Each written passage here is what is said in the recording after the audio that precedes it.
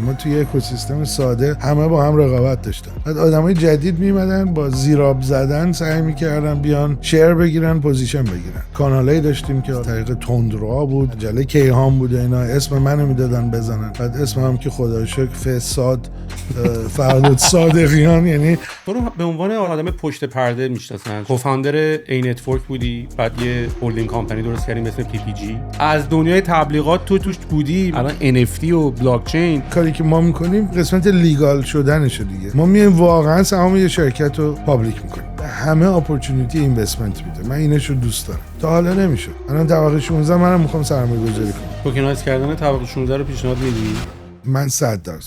دلیل بزرگترین شکست استارتاپ های دنیا نه مارکت، نه تایمینگ. اولیش خود استارتاپ از درون میپاشه. توی استارتاپ من اینوست کنم بعد بگم تو نمیتونی این کارو بکنی، خب عملا یا دارم موتیویشنش رو صفر میکنم یا دارم استراتژیک مووی که فکر میکنه براش خوبه رو استاپ میکنم. اگه برگردی عقب چه کاری رو متفاوت تر میکنی که بگیم آقا چپتر ایران رو بستم، اینا رو ازش یاد گرفتم؟ برگردم ایران اصلا با کسی کار. برای من شخصی یکی مهمترین اون بود. دومیش این بود که یه رقم خیلی بزرگی ما دادیم به شما بریم یه کمپین بریم با سیامک انصاری. چی شد این پول شما دادیم ولی اونجایی که من یادم کانورت کردن یه چیز دیگه بهتون نه هیچ چی. ما از ما آخر کمپین با سیامک انصاری نرفتیم، پولمون هم ندیدیم. نه.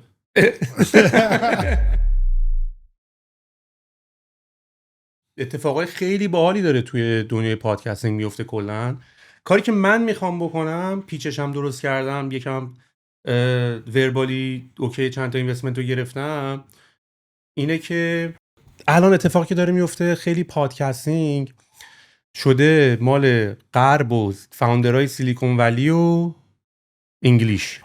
لیمیت شد اونجا. آره. این بر هنوز کسی کاری نکرده. دقیقاً الان اتفاقی که داره میفته اینه که نان انگلیش اسپوکن پادکست داره رشد خیلی شدیدی میکنه و مستر بیست که یوتیوب ایمپایر داره اصلا 70% پادکستاش یا ویدیوهاش اصلا نان انگلیش اسپیکرها گوش میکنن. بعد تیم بزرگ داره که براش دوبله میکنن و دابینگ میکنن و این داستانا.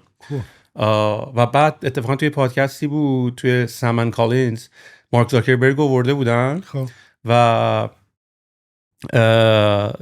به سرویس هم دعوت کردم به عنوان بزرگترین یوتیوبر.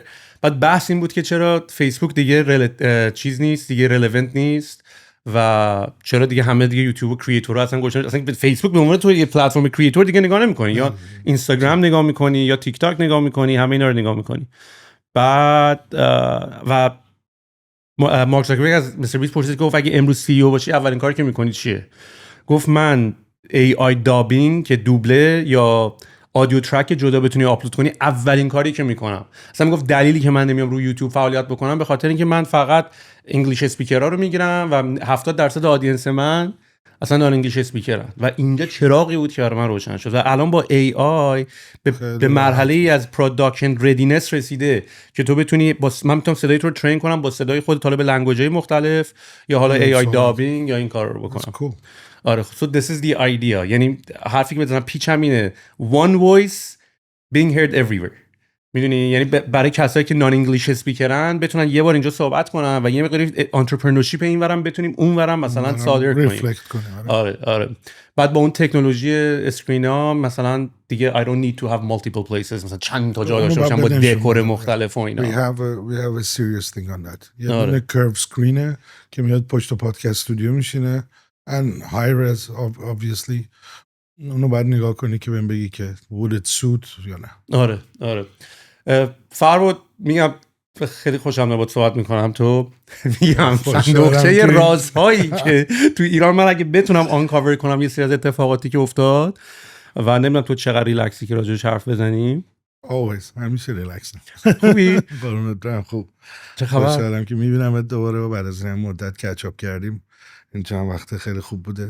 اصلا من یکی از دلایلی که اومدم دبی و یکم دبی و نگرم داشت رفتم تو گذشته یهو دوباره. میدونی دوباره با اون آدمایی که کار میکردی، با اون آدمایی که میدیدی، چون وقتی ما رفتیم کانادا میدونی دیگه رفتیم واسه خودمون توی اتاقی نشستیم و بعد اصلا اون آب و تاب ایرانی که ما هی داشتیم میساختیم و اینا رو اصلا نداشت. یعنی نشستی داری میسازی، یه رقابت خیلی خشکم با بقیه داری. در اصل مثلا رقابت اون موقع با اسنپ و اینا خیلی جذاب‌تر بود، کلکلا خیلی جذاب‌تر بود، میتینگ‌ها خیلی جذاب‌تر بود، انوایرمنتش فرق داشت خیلی. منم که برگشتم رفتم اتریش تا همون بورینگ لایفی که قبلش داشتم. ایران اکسایتدمون کرد دیگه، یعنی اون دوره‌ای که هممون اونجا بودیم خیلی باحال بود. بعدم کامیونیتی بیلت اپ و بچهای خوب و بعدم از همه جای دنیا هم اومده بودن دیگه، یعنی it was nice. ولی خب آخرش نسبتا برای هممون بد تموم شد، یعنی اون جوری که باید میشد نشد. حالا سانکشن و اینا بود ولی خب خود اکوسیستم هم لطف میکردن دیگه، بچه‌ها خیلی منم اتفاقا این قضیه خیلی فکر کردم، ولی من چیزی راجع به گذشته عوض نمی‌کنم. یعنی این جمله این که اگر الان تو حال حاضرت از زندگی و جایی که هستی خوشحالی، مدیون هم اتفاقای خوب هم اتفاقای بدی هست که افتاد و من چون الان جایی که خوشحالم برگردم عقب چیزی رو عوض نمی‌کنم. چون یهو حتی اگرم می‌کردی شاید مثلا اگه اتفاق طور دیگه رقم می‌خورد این پادکست وجود نداشت، من برنگشته بودم، کانادا نبودم، اصلا الان دبی نبودم. میدونی یعنی همه اینا رو احتمالاً مثل باترفلای افکت دوباره نگاهی می‌کردی یه جای دیگه شاید می‌بودی.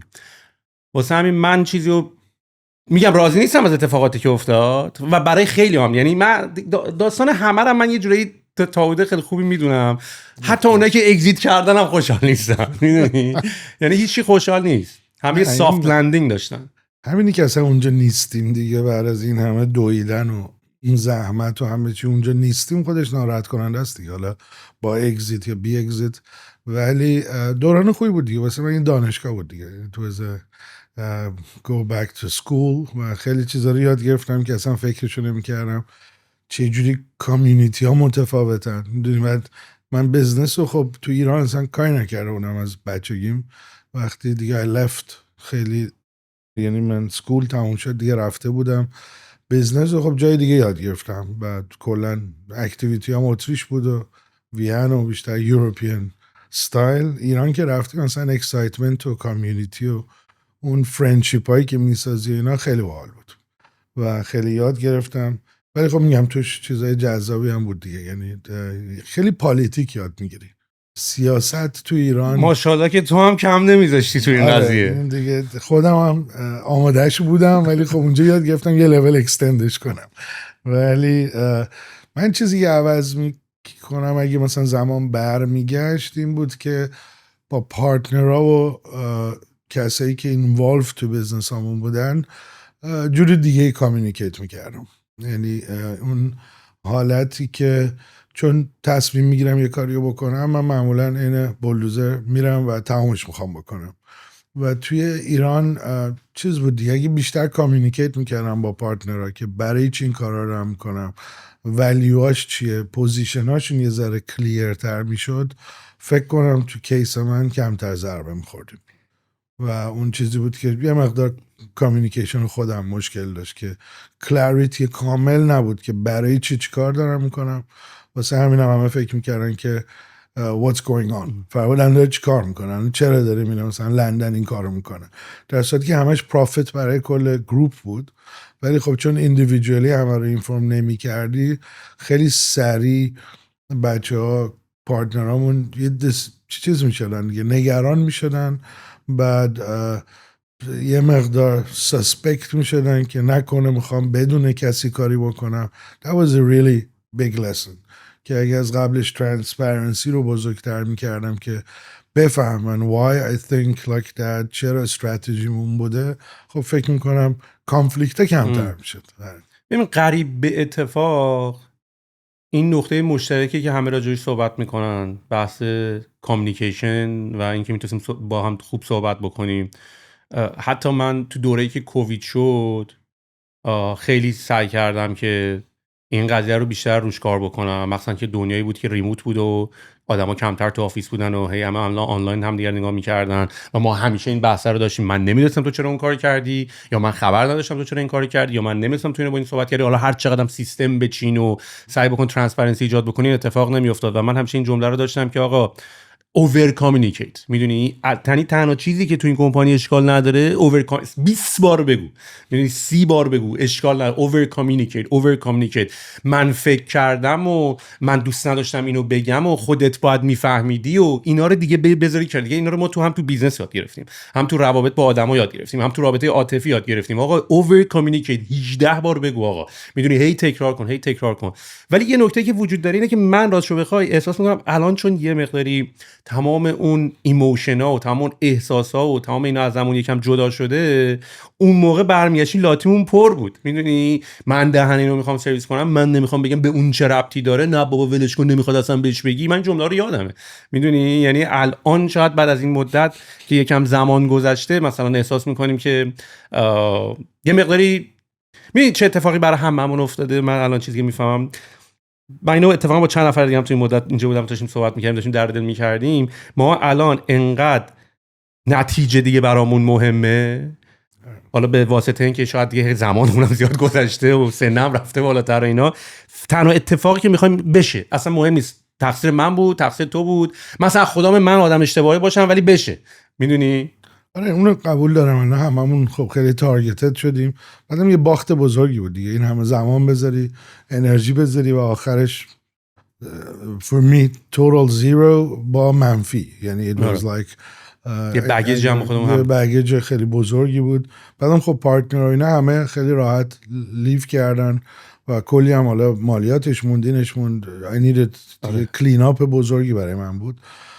ولی خب اوور کامیونیکیت درسته باید بشه، ولی خب یه مقدار حسادت و سیاست و اینجور چیزا توی ایران خب خیلی کامنلی جزوی از یه گروپ بود و این حالا تو گروهی که خودمون بودیم، من بعد از اینکه پی پی جی شروع شد تا روز که ای نتورک بودیم خیلی خوش میگذشت، خیلی راحت تر بود.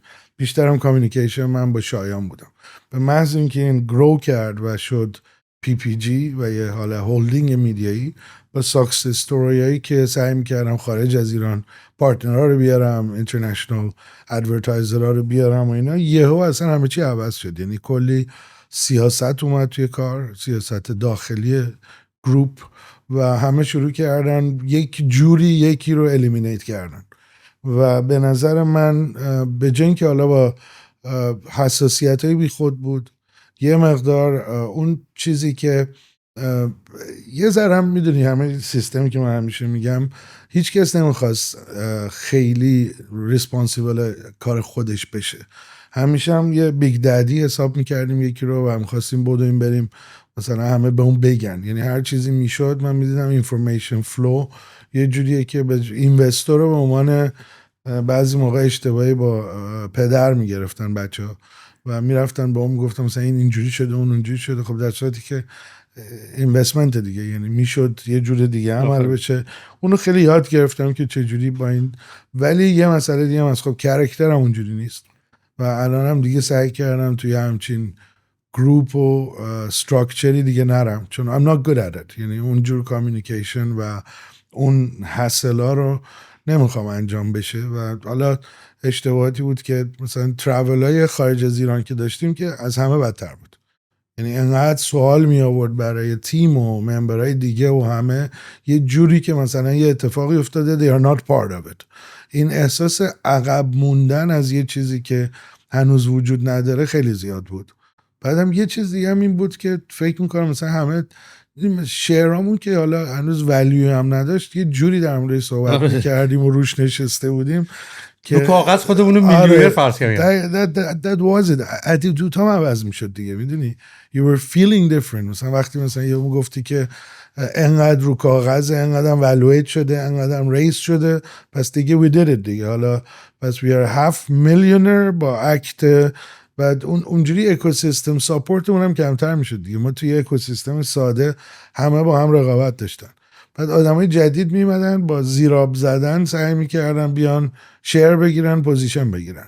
اینا داریم تو فرهنگ دیگه. یعنی حالا فرهنگ خیلی ساپورتیوی نداشتیم. حالا من دیتیل قضایا رو not necessary که آدم همه رو باز بکنه، ولی واقعا با نیو کامر هایی که با زدن و با حسادت، با دریوری گفتن شروع میکنن همه رو خراب کنن که خودشون به یه پوزیشن بگیرن.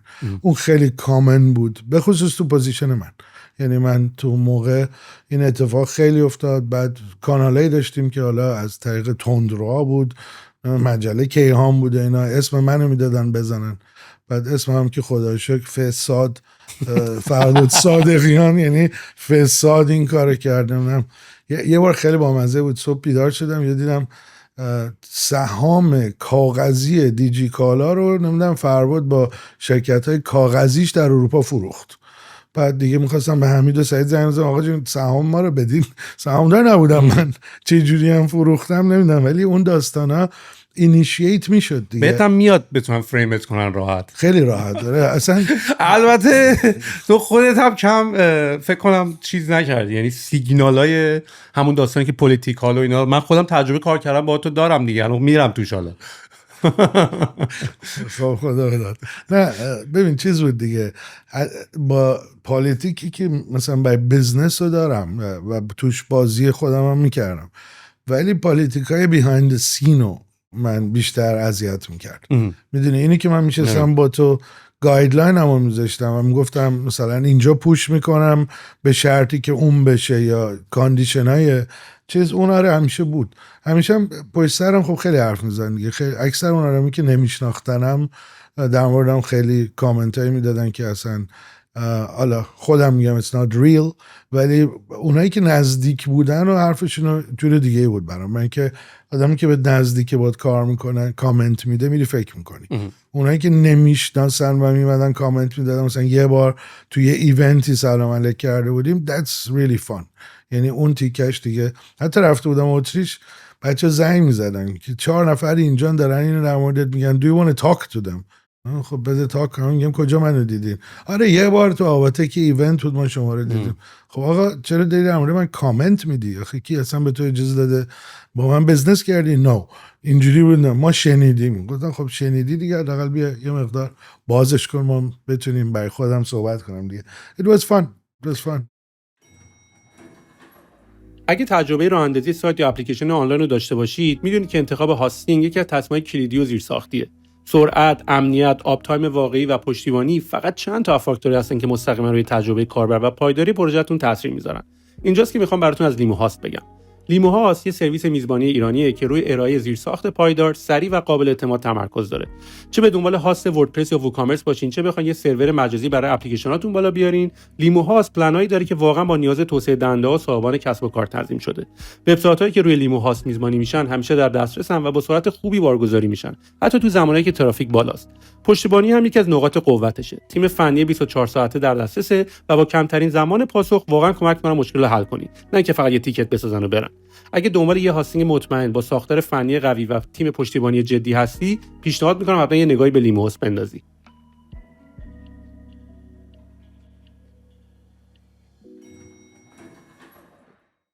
همین حرفایی که میزنید برای من توش یه سری آموزه ها داره که سعی میکنم حالا هر از گاهی وقتی یکی این نکتهایی که میگه تو حرفات بکشم بیرون، یه بار دیگه تکرارش بکنم، چون آدما فکر میکنن حرفای پامنقلیه ولی واقعا این نکتهایی که داریم میگیم یه سری بکشی ازش توش بیرون، یه سری واقعا آموزه ها داره. یکی از حرفایی که زدی همون داستان اینه که ما به عنوان شرکت استارتاپ رفتیم فاندینگ گرفتیم و سرمایه‌گذار گرفتیم و معمولا توی سیلیکون ولی و اینا حالا سرمایه‌گذارا توی مرحله اولیه مخصوصا خیلی به فاوندرها اعتماد میکنن، پسیولی یا سایلنت یا سرمایه‌گذار سرمایه‌گذار ساکت.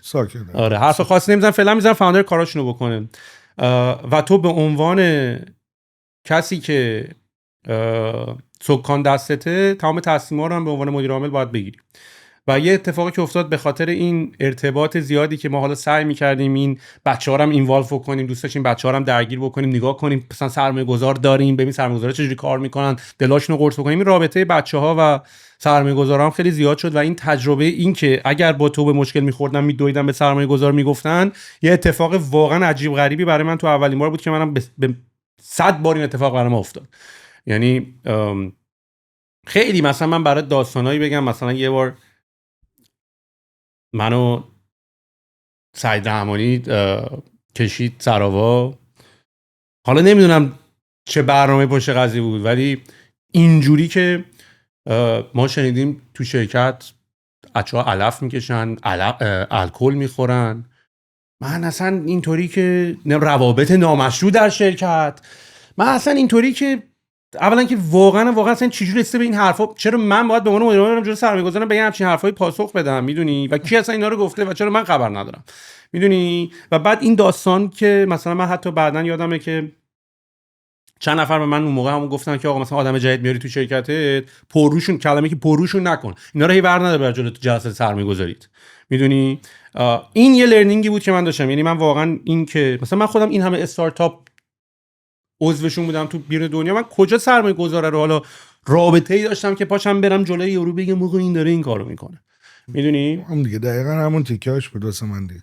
من که آفیشالی دیگه توی آریانا که گالری گرفته بودیم، خب سرو هم میکردیم دیگه، یعنی اصلا دیگه چیز قایم نداشتم. من معمولا همیشه هم آدمی بودم که استریت فوروارد حداقل میگم، یعنی واسه هم چیز نداره. ولی من اصلا دیگه دوره‌ای بود که یک کانالی را افتاده بود تو گروپ ما پی پی جی که پی پی جی بدون فرورد. یعنی ما هم داشتیم دو تا گروه ریمون جدا شده. من اونو که دیدم دیگه بابا خب there is no cause، حالا نمیخواین، خب من که از اول گفتم که کسی نمیخواد من اوکیم. و دیگه چرا حالا انقدر گروپ و اینا، خودم هم خسته شده بودم از این بازی ها و غیره. و گفتم دیگه گروپی لازم نیست که حالا گروپی تشکیل بشه. بعد میدونی وقتی اکوسیستمت از این اتفاقا میفته، خب it hurts دیگه، اذیتت میکنه، ناراحت میشی. و بعد میگه خب واسه چی؟ اصلا ارزششو نداره. میدونی که بیا این همه پالیتیک منیج کنی، این بره پشت سر یه چیزی بگه اون یکی. بعد ببین خیلی خاله‌بازی داشتیم دیگه به بزنسمون کم میرسیدیم. من نصف وقتم منیجمنت آتیشایی بود که یکی میسوزوند، حالا به هر دلیلی، از اون که گرفته کارمندات اینجوری میکنن، اون اونجوریه. حالا من داستانه جالب دیگه هم داشتم، چون فریکادل هم داشتیم، این برگر شاپ ها، اون بسه خودش که اصلا اونو کتاب باید بنویسم. یعنی it was like همسایه هایی که رقابت مثلا فکر میکردن میکنن میرفتن میزدن. بعد یه بار اومده بود بیرون که ما گوشت خر میفروشیم و این گوشت خر به جایی رسید که من دادگاه رفتم. بعد میگم آقا نیست از دادگاه، ببین از دست تو. بعد رفتم دادگاه، ریسرچ هم در آورده بودم که آقای قاضی عزیز، گوشت خر مثلا 40 برابر گرونتر از گوشت گاو یا گوسفنده.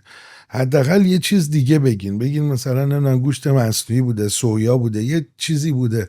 ولی اینکه گوشت خر گرونترین گوشته، الان اینا رو من بفهمم چرا گوشت خر گرونتره؟ برای اینکه خب یونیکه به خر گرونه.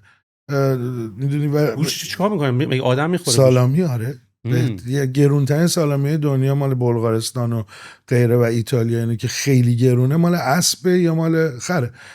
چیزی نیست که بعد خر آخه یوزجای دیگه داره. خر رو نمیتونی کیلویی هم حساب کنی با گوسفند.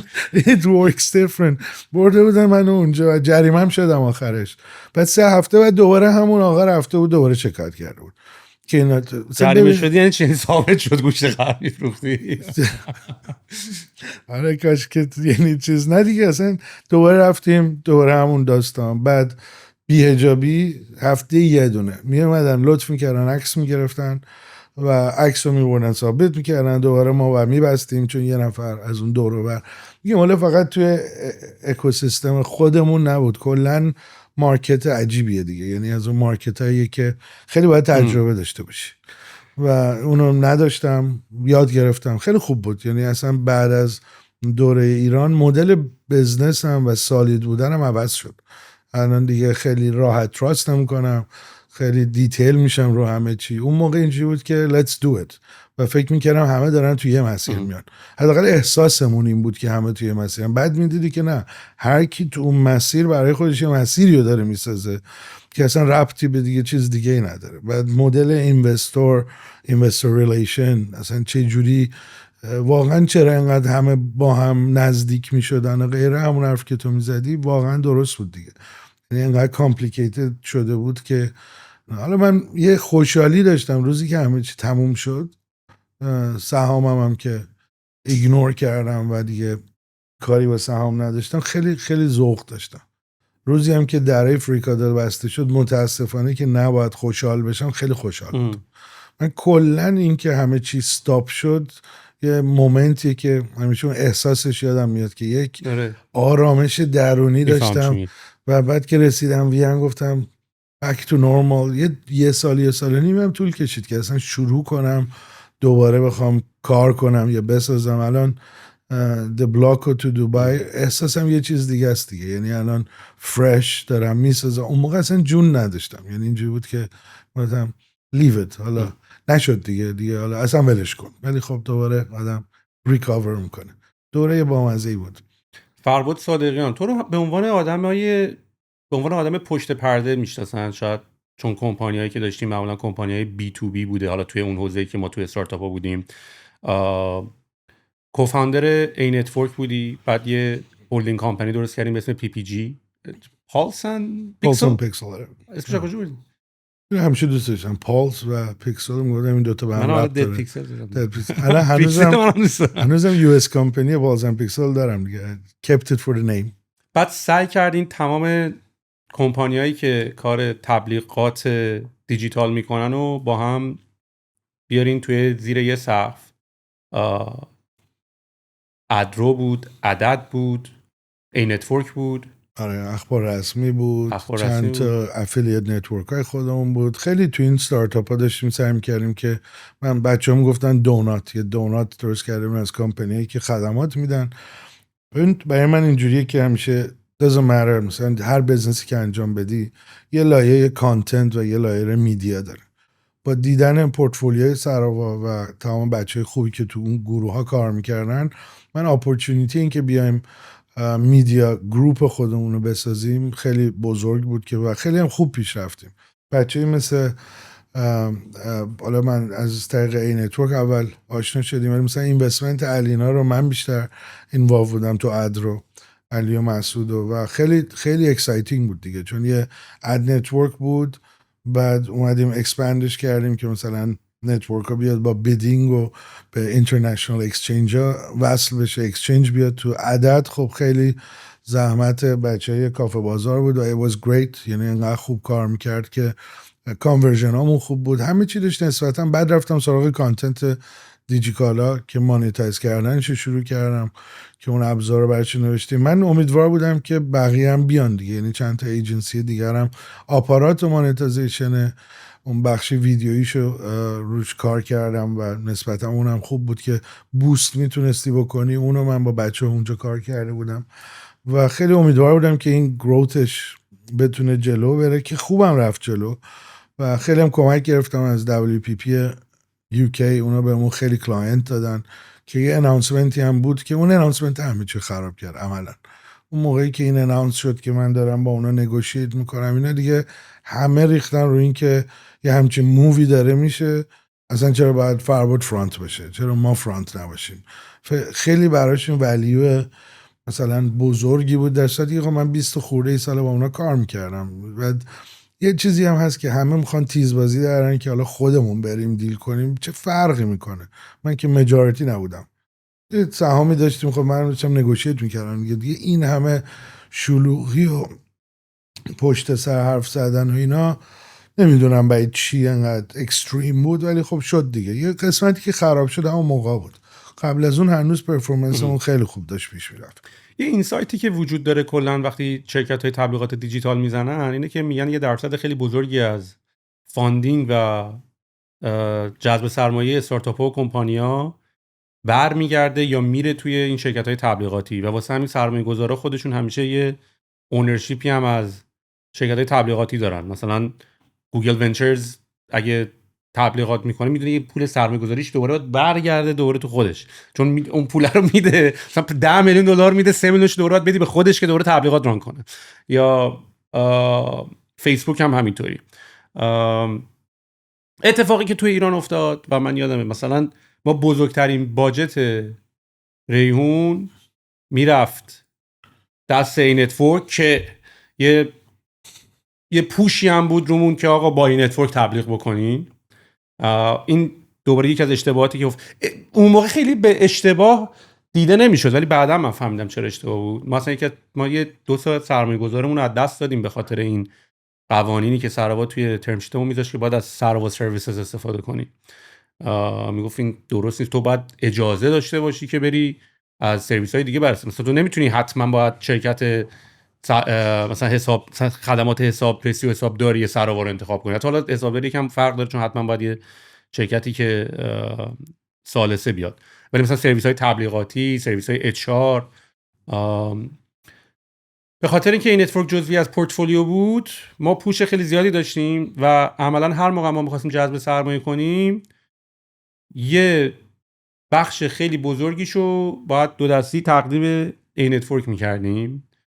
که مثلا یادمه با شایان داشتم صحبت می‌کردم می‌خواستیم جذب سرمایه کنیم، مثلا شایان میگفت برو 5 میلیون بگیر که مثلا 3 میلیون شد بدی به ما.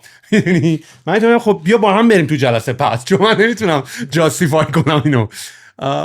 و پول خیلی زیادی هم ازمون میگرفت این تبلیغات کلیکی و کانورژن با کیفیتی نداشتیم. همیشه زمزمه این بود که چقدر توی این نتورک کیفیت کلیکا واقعیه و چقدر خودتون دارین بات استفاده میکنین که مثلا بخواین هزینه رو ببرین بالاتر. ولی خب میتونم بفهمم برای شما خیلی جذاب نخواهد بود این کارو کنید، چون شما هم ریتنشن میخواین دیگه، میخواین مشتری نتیجه بگیره برگرده دیگه، ولی خیلی زود پول میسوزوندیم. یعنی ما پول به این نتورک میدادیم باجتمون تمام میشد. یکم برگردیم دوره این نتورک. تو با شایان چیله با هم شروع کردین یا نه؟ من دیرتر اومدم. ببین کلا اینجوری که من دعوت شدم بیام ایران برای یه سری سپیچ بود که توی شیراز بود و تهران بود و توی دانشگاه و اینا، برای همین دیجیتال ادورتایزینگ و گروث مارکت و با چه پیشینه‌ای بودی که ازت دعوت کردن؟ ببین من خب مکاترونیک خوندم کلا تو اتریش اولش و من بیشتر رفتم سراغ دیجیتال ادورتایزینگ دیسپلی ها، یعنی ما بیشتر رو دیجیتال ساینج اینا کار میکردیم اوایل، که بعد موو کردم توی دیجیتال ادز، اد ایجنسی خودمو داشتم و اومدم ایران برای اینکه مثلا همچین سپیچی داشته باشیم. اون موقع مادرم هم اونجا بود، گفتم چه بهتر میام هم پیش مادر هستم و بعدم یه مقدار مارکتم نگاه میکنیم و همه بهم زنگ می‌زدن و گفتن ایران سانکشنش برداشته شده، خیلی اپورتونیتی هست و چرا نمیای و غیره. با مزه بود. شیراز بودم، من شیراز با شایان آشنا شدم تو همون ایونتی که بود و بعد با محسن آشنا شدم ملایری، بعد با حسام آشنا شدم و توی یه شب مهمونی با سعید آشنا شدم و وقتی با سعید رحمانی آشنا شدم گفتن صبح بیا پیش ما. رفتم پردیس که چقدر آفیسای خوشگلی بود، اصلا کل کانسپت فناوری پردیس واسم خیلی جذاب بود. یعنی اون موقع که رسیدم آدم احساس میکرد واو، برای ساخت این ما باید کمک کنیم دیگه. خودم میدونی نتورک هم سریع گرو کرد.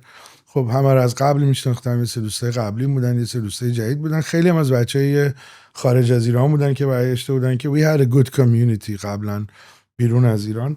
خیلی اکسایتمنت شد و اونجوری آشنا شدم که بعد به سعید گفتم که سعیدم گفت بمون که حیفه و بیا اون نالجی که حالا اونجا داری، روابطی که داری، اینا رو بیلت اپ کنیم. من فاوندر این نتورک عملاً محسن و شایان بودن با یه پارتنر دیگه شون که لفت کرده بود و بعد من تازه جوین شدم. من تو این نتورک جوین شدم. خب همون حرفی که تو الان میزنی واسه منم این نتورک یه دونه باکس بود دیگه، یه باکس بسته بود، چون شایان کریتش کرده بود و شایان درایوش میکرد و من و شایانم خیلی به کانفلیکت میخوردیم بعضی موقع روی استراتژیایی که شایان روی این نتورک انجام میداد. دلیلی که من خیلی دارم میخواست PPG رو کرییت بکنم این بود که یک اد نتورک کمه، اکسچنج میخوای، اینو میخوای، همون حرفی که میزنی یه اینوستمنت گروپ، یه آرم بزرگتری از ادورتایزینگ یونیت میخواد. من خب خیلی اونو دیده بودم و یاد گرفته بودم و گفتم الان بهترین اپورتونیتی که بیام اونو بسازم و خب سراوا پورتفولیوی بزرگی داره، پس کلاینت هم حداقل اکسس اولی هم راحت تره. تارگت کمپانیایی که سرمایه جذب کردن پولم دارن. یکی اون، یکی هم این که خب با اسم و سایزی که بود، به خصوص خب دیجیکالا وجودش خیلی کمکی اون میکرد. من مثلا یونیلیور رو من اکسکلوسیو بودجهشو گرفته بودم دیگه برای دیجیتال، توی PPG بود دیگه. یونیلیور کل تبلیغاتش رو ما انجام میدادیم. یونیلیور با چه اسمی تو ایران فعالیت میکنه؟ با سینگل برند چیز میکرد، یعنی یه دونه هولدینگ. پخش یونیلیور داریم ما تو ایران؟ آره داریم پخش یونیور داریم تو خیابون الوند آفیسشون. they do like as one brand core ولی چیز میکنن بیشتر بودجه هاشون به طبق برندایی که میخوان تو ایران پلیسمنت خوب داشته باشن. اونا رو که میگرفتیم چون من خیلی DMC رو که کرییت کردیم DMC عملا ایجنسی بود دیگه، به خاطر DMC یه مقدار کرکتر و سیستم ای نتورک و اد رو اینا همه چی تفاوت کرد، چون ما کل پروژه رو میگرفتیم و بخشی از ادزش رو حالا تو سیستم خودمون ران میکردیم، بخشیش هم اکسترنال، یعنی میرفتیم از گوگل ادز و اینا. خب من خیلی گوگل ادز و اینا دیجیکالا رو گوگل ادز براشون میرفتم، خیلی اون موقع سعی میکردیم که چیزایی هم که کانورژن خیلی سالیدی داره داشته باشیم. اینی که ای نتورک کلیک میکرد خودش یا چیزی، همچین چیزایی اونقدر نداشتیم. یعنی واقعیتش اینه که تقلب اونجوری نبود، ولی وبسایت آشغال تا دلت میخواد داشتیم و بعضی موقع وبسایت شیطنت میکردن که بعد مثلا این مثلا با شایان صحبت کردنش آسون نبود دیگه، چون مثلا کسایی بودن که دوست شایان بودن میگن نه این کار نمیکنه. یه مقدار کیفیت و کنترل کیفیت اون اگه برگردم به اون موقع باید بهتر میشد، ولی اینی که ما فیک کلیک بکنیم نه. ولی خب همه فیک کلیک میکردن دیگه، چون وبسایت عملاً درآمدشون از این بود و نتورکی که چون ما که کاری میکردیم ما پیکسل رو میدادیم، اونا بنر رو ران میکردن. اونا برای درآمدزایی بیشتر 100% اون موقع میگفتم که شیطنت میکنن و اون یکی از دلایلی که پرفورمنس کم بود اون بود. ولی خب هی ایمپروو شد. ورود ادرو خیلی کمک کرد، چون ورود ادرو باعث شد که یه مقدار بازار بازتر بشه و ما با بقیه هم کار کنیم. ادرو بیشتر روی موبایل بود درسته؟ ادرو نه، ادرو اکسچنج بود. عدد رو موبایل بود. عدد رو موبایل بود. عدد خب کیفیت دلیوریش چون یه مونوپولی روی کافه بازار بود اون خیلی کمک میکرد. بعد بازی کردن روی ادای موبایل خب خیلی سخت تره تا ادهای وب پلیسمنت. وب هر کی بود یه دونه وبسایت میزد، 2 پیکسل میذاشت، سعی میکرد یه درآمدزایی داشته باشه، ولی اون خب خیلی کمکی بزرگتری بود. اون خیلی خوب پیش رفت، خیلی خوب داشت ساخته میشد. یعنی میدونی اون کانورژنی هم که مثلا یکی مثل تو انتظار داشتیم بهش میرسیدیم، چون میکس میدیا بود دیگه. قبلا اولش فقط یه نتورک بود، فقط بنر روی وب یا موبایل وب. هزینهش بالا بود، حداقل میشد هزینهشو کمتر کرد. میگفتی آقا تو آمار کانورژن تو به من بده. خیلی گرون بود. ما تمام فاندینگمون میرفت آخه، ما همه فاندینگو میرفت و ترافیک و سطح ترافیکمون هم خراب میشد. روی قیمت و ایناش you're 100% right. ولی خب ببین مشکل همون میشه دیگه. خود ای نتورک هم خب فایننسیرش دوباره سراوا بود دیگه. میدونی وقتی تو از یه هاب داری پولو میگیری، همه زیر فشاری بودن که پرفورمنس رو ببرن بالا، نشون بدن. بعد شروع میشد پرسونال هم میشد دیگه. یعنی مثلا بچه‌ها که مثلا اینا با ما کار نکنن اینجوریه، دوباره هم میدویدن سراوا دیگه. یعنی عملا چرا فلانی با ما کار نمیکنه، چرا اینا مشکلاتی بود که خب هممون داشتیم دیگه. یعنی من خیلی انوایرمنت هلتی ستاپ نکردم. بزرگترین اشتباه سراوا به نظر من الان که نگاه میکنم این بود که میخواست اسپرینت کنه تو 4-5 سال تکلیف همه کمپانی معلوم بشه، آی پی او کنه، اگزیت سری داشته باشه، در صورتی که بازی تو ایران ماراتون بود. یعنی ما اگه تا الان زنده بودیم نتیجه نسبتا بهتری میتونستیم بگیریم. البته خب زمان زیادی و اپورتونتی کاست بالایی هم بود اگه تا الان می‌خواستی وایسی بابتش، ولی تقریبا عموما اونایی که تونستن بیشتر سروایو بکنن و خودشون یکم نگه دارن و لین تر کار کردن، ما خیلی زود برن کردیم، خیلی زود هم از چرخه خودمون رو خارج کردیم. سرنوشت این نتورک چی شد؟ لیکویدش کردین؟ یعنی کمپانی رو مجبور شدین؟ من دیگه تو دیتیل باقیش نبودم. من بعد از این اتفاقاتی که افتاد با اون کانالای مسخره که در مورد من چیز پست میکردن که حالا همون گروه هایی هم بودن که خیلی دلشون میخواست من دیگه تو گروه نباشم و بعد از اون من خسته شدم. یعنی من عملا سهام DMC رو که ایجنسی بود که خودم زده بودم اونجا، اونو سهامو فلیپ کردم که من کل سهام PPG رو پس دادم. یعنی عملا گفتم هیچی دیگه نمیخوام، من میام بیرون دیگه، هم نمیدونم ما رو چی به میشه. خیر و شما سلام. دقیقاً. و اون خب میگم لحظه خیلی خوشحالی بود. من فکر میکنم همش یعنی هنوز زیر سراوا باید باشه. ادرو که رفت زیر دیجیکالا تا اونجایی که بچه ها بهم اطلاع دادن دیگه، با سرنوشت دقیقش فکر میکنم هنوز کامپنی ها هستن ولی آپریشنش دیگه اون چیزی که بود نیست دیگه. فکر میکنی یک تانت بهتر کار کرد؟ اون موقع اصلا من اسم یک تانت رو نمیشنیدم. من یه نتورک یک هستم. تانت اینا وجود نداشتن اگه ما ادامه میدادیم.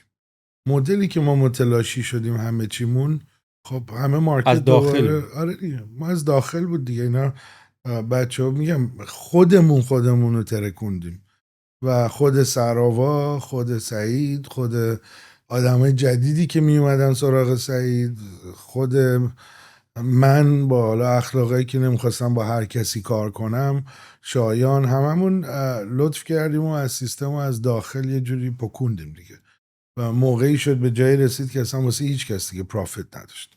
و سراوان به نظر من اگر همون موقع انقدر نزدیکی نبود، ببین بالاخره یه اینوستمنت کمپانی آقا اینوست میکنی، برو یه ذره دورتر واسا، پرفورمنس رو ببین، آدیت رو ببین، ولی این انگیجمنت استراتژی و انگیجمنت همه چی با اینوستور کوردینیت کردن، بنفیت تک تک سود تک تک استارتاپ ها به استراتژی بزرگ سروا ترجیح دادش نشد. یعنی سروا به خاطر اینکه یه گرند پلانی برای خودش داشت، منفعت تک تک استارتاپ ها شاید در اون استراتژی نبود و همه فدای اون شدن. من نمیدونستم استراتژیشون چیه، چون خیلی دقیق هم کامیونیکیت نمیشد که من بدونم استراتژی سعید چیه، استراتژی پومگرانت توی یوروپ چیه، اینوستورها واقعا چی میخوان، what is their plan. ما کلن فالو میکردیم اون چیزی که اتفاق میافتاد و خیلی هم اکثر اونم خیلی فالوور شده بودیم. من یکی از کاری نمیتونستیم بکنیم. خب من یکی از دلایلی که ویلکام دیگه نبودم برای اینکه خب تصمیم گیری خودم میکردم دیگه که نمیخوام، مثلا میخوام اینجوری برم یا هر چیزی، و اینا باعث شد که بتونه اینا رو، رفتارا رو خراب بکنه و همه چی رو از بین ببره. و به نظر من اصلا اینوستمنت کمپانی که میخواد توی استراتژی استارتاپاش اینوالو بشه نمیتونه، چون ببین اون میشه دیگه اینوستمنت کمپانی نمیشه. ما کلمات رو با هم قاطی میکنیم. یه موقع تو یه هولدینگی سابسیدری خودتو داری، خب اون یه چیز دیگه است. اون دیگه اسمشو استارتاپ و اینوستمنت و ونچر کپیتال نمیذارن دیگه. آره. دیگه هولدینگ دیگه، یه هولدینگی داری ران میکنی بزنسو و میتونی تک تک سی او هاتو بگی بگی شما بیجا کردی این کار کردی، آره. از این به بعد اینو فالو میکنی. تیکه خوب هر چی رو برداشت میخواست بگی مثلا من اونم، یعنی مثلا خواستی بگی که آقا من خیلی فاوندر فرندلی و ویسی ام ولی نبودی، میدونیم. خب ببین میگی همه اینا باعث شد دیگه. من هی نمیتونم بگم پاشین بیاین اینجا تو اینجوری نکن، تو از اون خرید بکن، تو اونجوری نکن. خب این میشه هولدینگ که مشکلی هم نداره.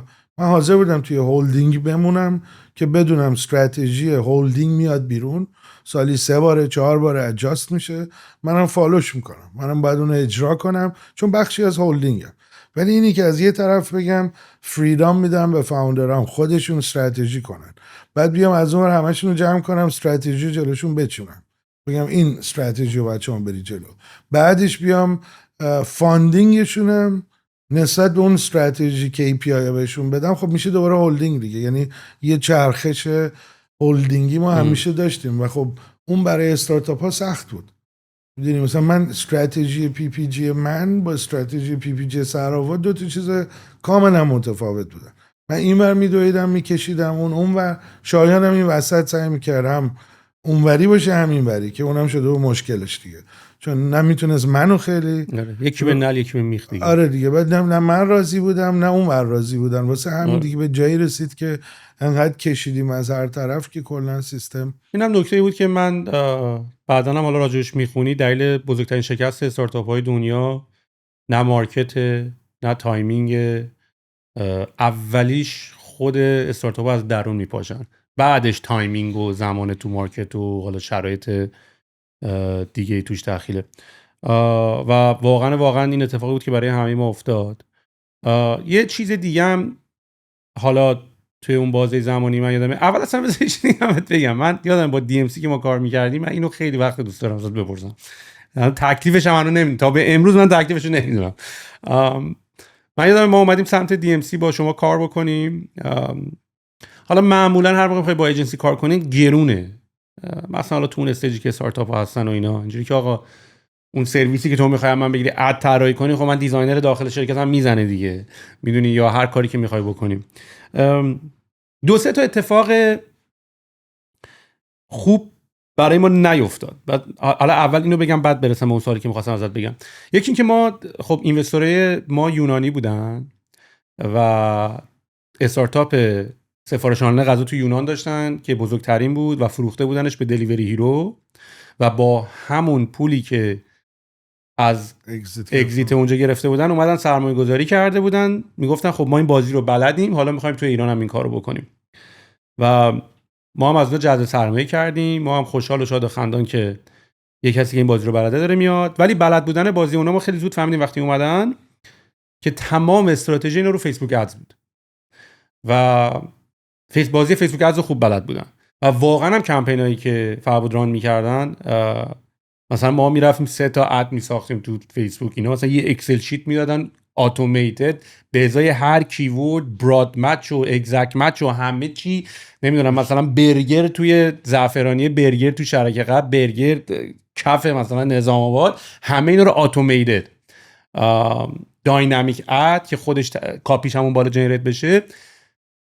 ولی اصلا فیسبوک از ایران کار نمی‌کرد اصلا، یعنی آی پی وایز همه اینا. حتی من یادم گوگل ادم ایران رو تو نمی‌تونستی انتخاب کنی، کاری که باید کل کره زمین رو اکسکلود می‌کردی، نمی‌تونستی ایران رو اینکلود کنی. و این اتفاقی افتاد که حتی مثلا استراتژی سرمایه‌گذاری خارجی ما تمام پول ما رو، اونا هم اصلا هیچ رقمه نمی‌خواستن به خیال فیسبوک ادشن، اینجوری که اگه فیسبوک اد نباشه که اصلا ما نیستیم، اصلا اینجوری که ما نیستیم. خیلی هم تلاش کردن، خیلی هم پول بذارن که ما هم سعی کردیم با ایجنسی‌های مختلف، یعنی ما یه جوری پارتنر تبلیغاتی خودمون رو این سرمایه‌گذاری خارجیمون می‌دونستیم.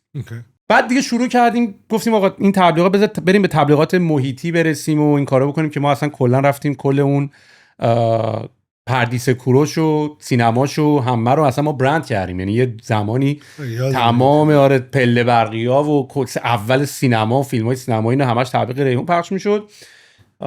دیگه فاندم دوباره یه راوند دیگه جست کرده بودیم دیگه، تو مرحله‌ای بودیم که می‌خواستیم واقعا بریم مینستریم بشیم و جنگ هم با اسنپ بزرگ بود و اومدیم سراغ خودت DMC. تو هم که استایلت میره اینجوری، آره بکن خرج کن، این کارو میکنیم، اون کمپینو میزنیم و این داستانا و اینا، و بدهکاریت نباشه یه رقم خیلی بزرگی ما دادیم به شما بریم یه کمپین بریم با سیامک انصاری. آره یه با سیامک انصاری یه کمپین می‌خواستیم بریم که حالا سیامک انصاری چند تا فوتوشوت داشت و یه تبلیغ ویدیویی که مثلا من از ریحون استفاده میکنم و چی شد این پول شما دادیم ولی با سیامک انصاری تبلیغ نکرد. یعنی من یادمه از سمت ما کمپین یکم افتاد عقب، بعد دیگه کنسل شد و ما هم پول اون رو نگرفتیم. و حتی یادمه ما یه کمپین نانوشته داشتیم بیا بخور، یعنی خیلی آفیشال کمپین ریحون هم نبود. تو توییتر خیلی باب شد، خیلی هم سر و صدا که اصلا اونجا رشتمون هم رفت خیلی بالا، که بعداً اومدن عکس سیامک انصاری هم تو توییتر فتوشاپی درست کردن که مثلا انگار این بیلبورد سیامک انصاری عکسش انداخته بیا بخور، که سیامک انصاری یادم یه توییت زد که گفت نه من این کارو نکردم. اینا آقا ما هم بیایم سراغ تو، پول ما رو بده. گفتیم نیست طول. فکر کنم دعوا سر همون چیز بود، تگه بود که زده شد و ما اونم باهاش فکر کنم تیم کانفرم نکرده بود و خیلی بهش برخورده بود که اصلا چرا بدون اینکه به من بگین پابلش کردین چیزی رو غیره. یه اتفاق اینجوری یادم میاد. بعدش تا اونجایی که من یادمه کانورت کردن یه چیز دیگه بهتون فروخت. نه هیچی، ما آخر کمپین با سیامک انصاری نرفتیم، پولمون هم ندیدیم. میخوام بهت بگم میگم پشت یه سری حرفاست که فربود خودت تو بودی این حرف. نه بابا من خودم من که میرفتم بگم آقا اینطوری شده، بعد اینجوری بود که بله اینطوریه. نه اون میگم روی همون تگ و اینا باش کرا نیومدیم که نذاش، گفت اجازه نمیدم پابلش کنین به این صورت که، ولی بعدش چی شد دیگه، چرا پولمون رو ندادن دیگه نمیدونم، چرا واوچر ندادن خدمات دیگه استفاده کردن. موقع پول که پس نمیدادیم. آره من پول رفته که آره فکر کنم پول واسه نه دیگه اونجوری بود که خب اونو کانورت کنیم توی خدمات. بعد میشد دوباره دیگه تبلیغات بیشتر، مثلا کمپین بیشتر این نتورکی میدادی که مثلا ما همینجوری که این پول نمیشه برام، تو اونجا که اونو کانورت میکردیم مثلا توی یه بخش دیگه ای که مثلا بتونیم جایگزین کنیم که معمولا اونم همونجوری که تو میگی جواب نمیده، چون استراتژی شما یه چیز دیگه بود. میدونی استراتژی شرکتایی که ببین شرکتی که از بیرون می اومدن خیلی راضی بودن با همون، خیلی بیشتر فیر بود، برای اینکه خب با یه تارگتی می اومدن، با یه KPI می اومدن. ما هم خیلی سخت روش کار میکردیم. مثلا هایپر بود، همون برندهای یونیلیور بودن، با یه پرفورمنس عجیب غریبی باید اینا دلیور میشد و اینجوری هم نبود که مثلا نکنیم کسی چیزی نگه. ولی خب وقتی پورتفولیو بود، خب اونجا یه ذره بولی هم میکردیم دیگه، مثلا پورتفولیو دیگه، حالا سهیل دیگه، حالا بذار ببینیم چی میشه. آفرین، این اتفاق میافتاد. ما زور نمید، یعنی لاتیمون رو نمیتونستیم پر کنیم چون همش رفاقتی و مرامی بود. این خیلی تومون بود دیگه، یعنی تو کل تیما همین بود دیگه. من هر چیزی از جای دیگه نازنین تخفیفا رو می‌خواستم، اینو می‌خواستم، اونو می‌خواستم، یه جوری روابط اینجوری بود که انگار ما باید با هم کار کنیم. احساسمون بود، شاید هم نمی‌کردیم مشکلی پیش نمی‌اومد، ولی یه احساسی بود که تو این اکوسیستم پشت هم باسیم و خب توش هم این چیزا اتفاق میافتاد دیگه. یعنی من مثلا توی دیجیکالا ما خیلی بهتر میتونستیم بعضی موقع کار کنیم و نمی‌کردیم. یعنی اینم بود که دلیوریامون اون جوری که باید انجام نمیشد و خب بچه‌ها هم حمیده سعید میگفتن این اینجوری شد اونجوری شد. حالا من که گفتم بیا یه ذره دیگه آپتیمایزش کنیم، یه کار دیگه بکنیم، شایان معمولا میگه نه من آپتیمایزش میکنم، ولش کنین شما دست نزنین. ولی خیلی چیز بود دیگه، یعنی پرفورمنسامون به برندهای بیرونی خیلی بهتر از اکوسیستم خودمون بود. اونم به خاطر همین مسئله که میگم، چون وقتی استراتژی ها همه تو استراتژی، وقتی یه شرکت یه مدل هولدینگی بود دیگه که این کار باید بشه دیگه، یعنی این اجباره که یه اتفاقی باید بیفته. این باید هم دیگه رو و میدونی این پولایی که توی خود اکوسیستم خودمون تلف میشد یا حیف میشد، میتونست اتفاقا خیلی شرکت‌های جوون دیگه رو اکوایر کنیم که اونا بهتر بودن از ما بعضی جاها. برای اینکه این نگاه درست داشته باشیم ببینیم چه اتفاقاتی افتاد، چون ما داریم یه جمع‌بندی می‌کنیم دیگه. یعنی من می‌خوام آدما فکر نکنن که ما داریم نق قدیمو میزنیم، ولی چیزی که من متوجه شدم برنامه این بود. ما از اول که شروع کردیم همه استارتاپ زدن تو ایران و کار کردن، یه فشار خیلی زیادی رومون بود از سمت سراوا که باید شفافیت همه کمپانی‌ها باید بالا باشه، به خاطر اینکه هدف این بود که همه شرکت‌ها برن تو بورس به زودی. مثلا جایی که خیلی از شرکت‌ها هزینه اون اوایل نمیدادن، مثلا 2 دفتره بودن، ما پوش شدیم که 2 دفتره نباشیم و که هزینه خیلی زیادی برامون میداشت، چیزی که تو ایران خیلی روال بود و هدف این بود که سریع شرکت‌ها برن تو بورس. اتفاقی که افتاد مثل خیلی سریع متوجه شدن که روند بورسی شدن شرکت‌ها به این راحتی‌ها نیست. هر کدوم از این شرکت‌ها تا بخوام وارد بورس بشن یه پروسه خیلی طولانی داره و حالا اسست‌ها و دارایی‌های نامشروط اصلا توی قانون تجارت ایران وجود نداره، نگاتیو بالانس و زیانده بودن شرکت‌ها اصلا تو قانون تجارت نیست و واسه همین شرکت‌ها رو ارزش گذاری کردن و وارد بورس کردن به این راحتی‌ها نیست. استراتژی بر این شد، چیزی که من متوجه شدم، که تمام فوکس رو بذارن روی یه شرکت دیجیکالا رو وارد بورس بکنن، بقیه شرکت‌ها آروم آروم بشن زیر مجموعه دیجیکالا یه شرکت رو بورسی کنن، چون نمیتونستن این همه شرکت رو بورسی کنن. و واسه همین بود که ما هم همه این دلیلی که تو میگی این همکاریه رو هم می‌خواستیم داشته باشیم، چرا پوشش این بود، به خاطر اینکه فکر کردیم یه شرکتی.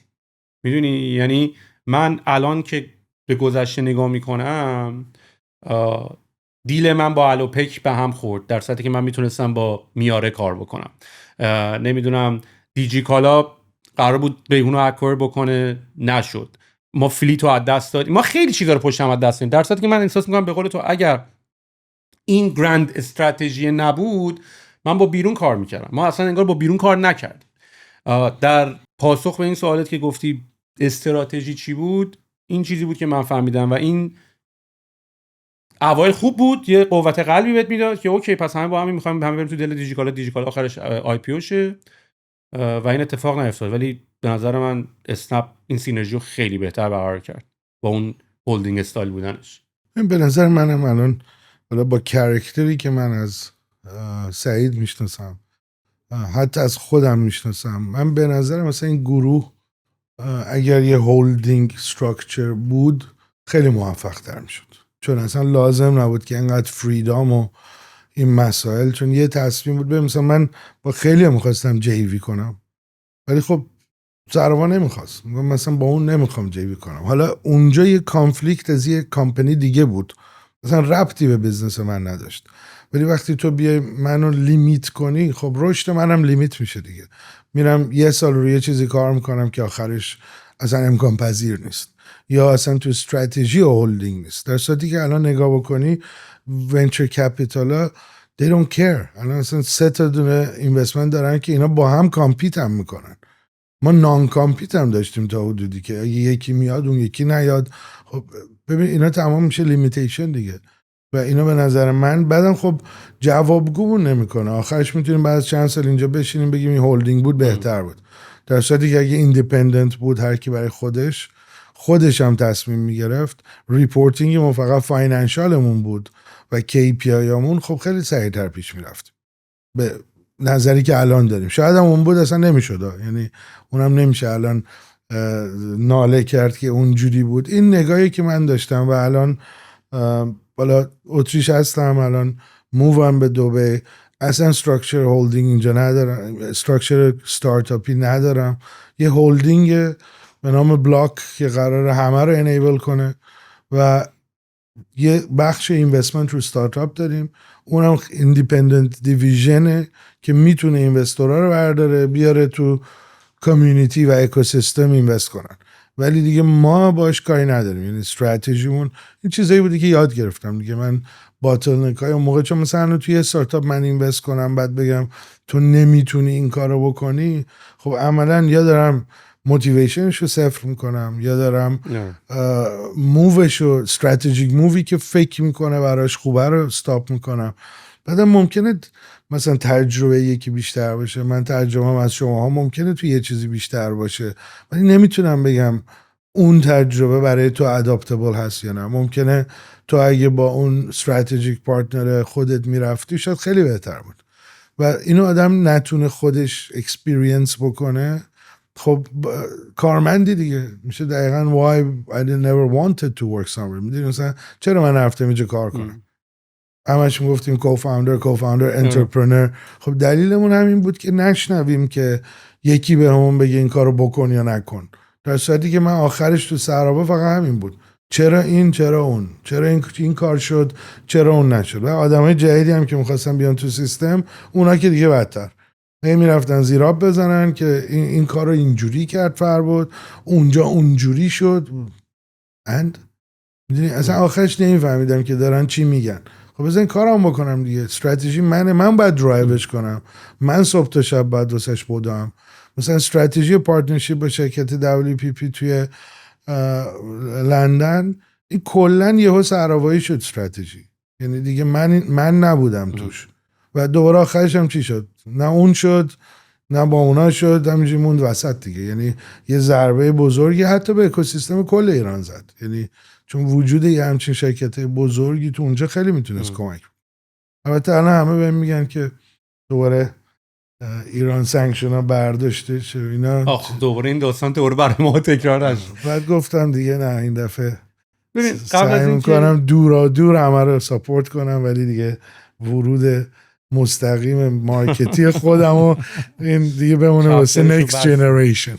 حالا واقعا به خاطر حالا قبل از اینکه شروع کنیم به یکم راجع به این کاری که الان داریم میکنیم که من اصلا نمیفهمم چیکار داریم میکنیم، دوست دارم که راجعش باهات صحبت بکنم و این چپتر ایران رو ببندیم، ولی قبل از اینکه کامل ببوسیمش بذاریمش کنار، به خاطر اینکه میخوام ببینم چی ازش یاد گرفتیم. جدا از این بحث این که سیستم هولدینگ شاید بیشتر منطقی بود و اینا، اگه برگردی عقب چه کاری رو متفاوت تر میکنی که بگیم آقا چپتر ایران رو بستم اینا رو ازش یاد گرفتم؟ خیلی سوال سختیه، تعدادش زیاده. آره چون هم خیلی یاد گرفتیم و برگردم ایران اصلا با کسی کار نمیکنم. این کاری که منم الان میخوام بکنم، منم دیگه نمیخوام با کسی کار کنم، کوفاندرم نمیخوام، نه که حالا کوفاندر نمیخوام، ولی نه من اصلا کلا واقعا میدونی حالا کوفاندر جای خودشو داره، اگر میخواد بیاد اینوستر نمیخوام. من اون موقع ایجنسی رو اگه میتونستم ایجنسی خودم رو راه بندازم با استراتژی خودم و همه چی میرفتم تبلیغامو میخریدم از ای نتورک، گوگل، فیسبوک، هر کی که بود. پروژه داشتم دیگه، پروژه رو میگرفتم، پولشو میدادم، بیلدش میکردم و یه ایجنسی هلتی میساختم. یعنی هیچ وقت یه جوین همچین موومنتی، ولی خب اکسایتینگ بود دیگه. یعنی اینم اگه درست پیش میرفتیم. ما توی اون ایجی همین استارتاپ ها رو زدیم که ویسی گرفتن باب بود. الان حالا به واسطه ای آی و بعد از این اتفاقاتی که تو کووید افتاد و تورمی که دنیا اتفاق افتاده، الان کمتر دیگه میرن به سمت جذب سرمایه. یعنی من الان به کسی هم که گوش میکنم اینجوریام که آقا دیگه جذب سرمایه یکم دموده شده. میدونی، یعنی هم الان با ای آی خیلی سریع و لوکاست میتونی خیلی کار رو انجام بدی، هم نمیخواد زیر اون فشار بری، هم دیگه راحت بشین کار خودتو بکن دیگه. آره ولی اون موقع اصلا ویسی رو برای چی می‌خواستیم؟ میدونی برای رشد خیلی سریع می‌خواد، برای اسکیل می‌خواستی. تو ایران برای اسکیل می‌خواستیم و هیچ کدوممون به موقعیت اسکیل نرسیده بودیم. یعنی یه فیک اسکیل به نظر من تو ذهنمون بود که می‌خواستیم به اون برسیم. نه مارکتش بود اوایل، میدونی من بیشتر اون اولاش یادم میاد که دارم ریپیت میکنم. اون یه کاری بود که نمی‌کردم ولی به همه ریکامند میکنم بکنن. یعنی این چیزی نیست که برای من شخصی یکی مهمترین اون بود. دومیش این بود که تعارف نمیکردم. من خب معمولا آدم خیلی استریتی بودم، یعنی با هر کی هم صحبت میکنم نظرم رو در جا میگم، خیلی هم نگران نیستم که چی در موردم فکر بکنم، معمولا هم حرفمو میزنم. اونجا یهو توی سیستمی چون ایران بود و مدل رفتارها فرق داشت. من الان توی دبی هست کسی که میاد میگه میخوام من تو سیستم شما اینوست کنم، میگم من اینوستر مثل شما نمیخوام، خیلی ممنون، وقتم هم تلف نشه. و اونجا این کارو نکردم دیگه. اونجا هر کی هم جدید از طرف هر کی ورود کرد سعی میکردم خیلی اخلاقی مثلا ببینم چه جوری میتونیم کمک کنیم، چه جوری میتونیم بسازیم. خیلی وقت تلف کردم، یعنی من وقت تلف شدم و تو ایران بیشتر جلسات طولانی. الان ما قانون داریم 30 minutes 30 دقیقه جلسه، بیشترش اصلا معنی نداره. بیشترش یا داری از وقت خصوصی خودت میذاری یا داری از وقت بقیه رو اذیت میکنی. یه 4 تا صحبت میخوایم بکنیم دیگه. بزنس انقدر سخت نیست که. الان که یه قانون باحالی اومده بعد از کمپانی ها اصلا استنداپ دیلی استنداپشون رو پلانک میرن، یعنی اندازه این که بیشتر پلانکت بیشتر بشه یعنی دیگه میتینگ اضافه کاریه. دقیقاً همینه دیگه. الان من خیلی اونها رو دارم فالو میکنم. موقع ما 5 ساعت جلسه میذاشیم رو استراتژی. و خب استراتژی که اصلا اجراشو که میخواد بکنه، اعدادی که با اعشار در می آوردیم تو مخ من بود، اون که اصلا دیگه عالی بود. بعدم اکسل شیتی که پول میکنی از این سر به اون سر تو بزنس پلن، گروت اینقدر درصدی 3 سال آینده و غیره. من خیلی بیشتر خیلی ریالیستیک شدم دیگه، خیلی واقع همه چی واقعی تر میبینم. ایران خیلی کمکمون کرد چون یه مدت توی بابلی بودیم که من فقط داشتم عدده میلیاردی 2-3 سال دیگه رو ریورز انجینیر میکردم که الان اینجایمون.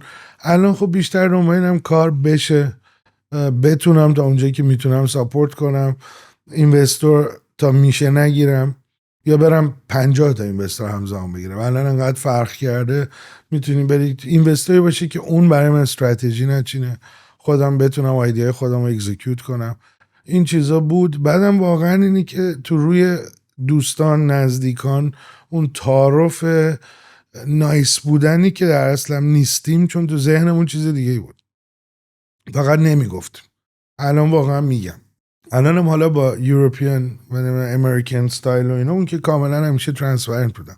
من تو ایران یه احساس چیز داشتم که زشته بگی، مثلا زشته بزنی تو ذوق یکی که آقا کارت اصلا به درد ما نمیخوره، پاشو برو بیرون.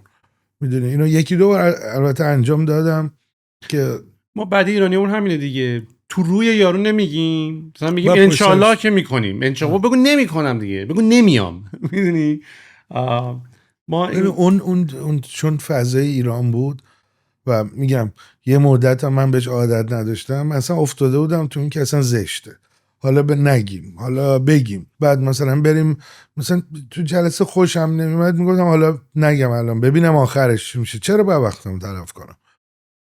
آقا خوشم نمیاد از این استراتژی، نمی کنم. همون روز اول اگه با میشدم میگفتم آقا من این کار نمی کنم، بعد هی با شایان میرفتیم بیرون پچ با هم صحبت میکردیم که مثلا چه جوری نرم کنیم قضیه رو که بیفته تو لاین خودمون.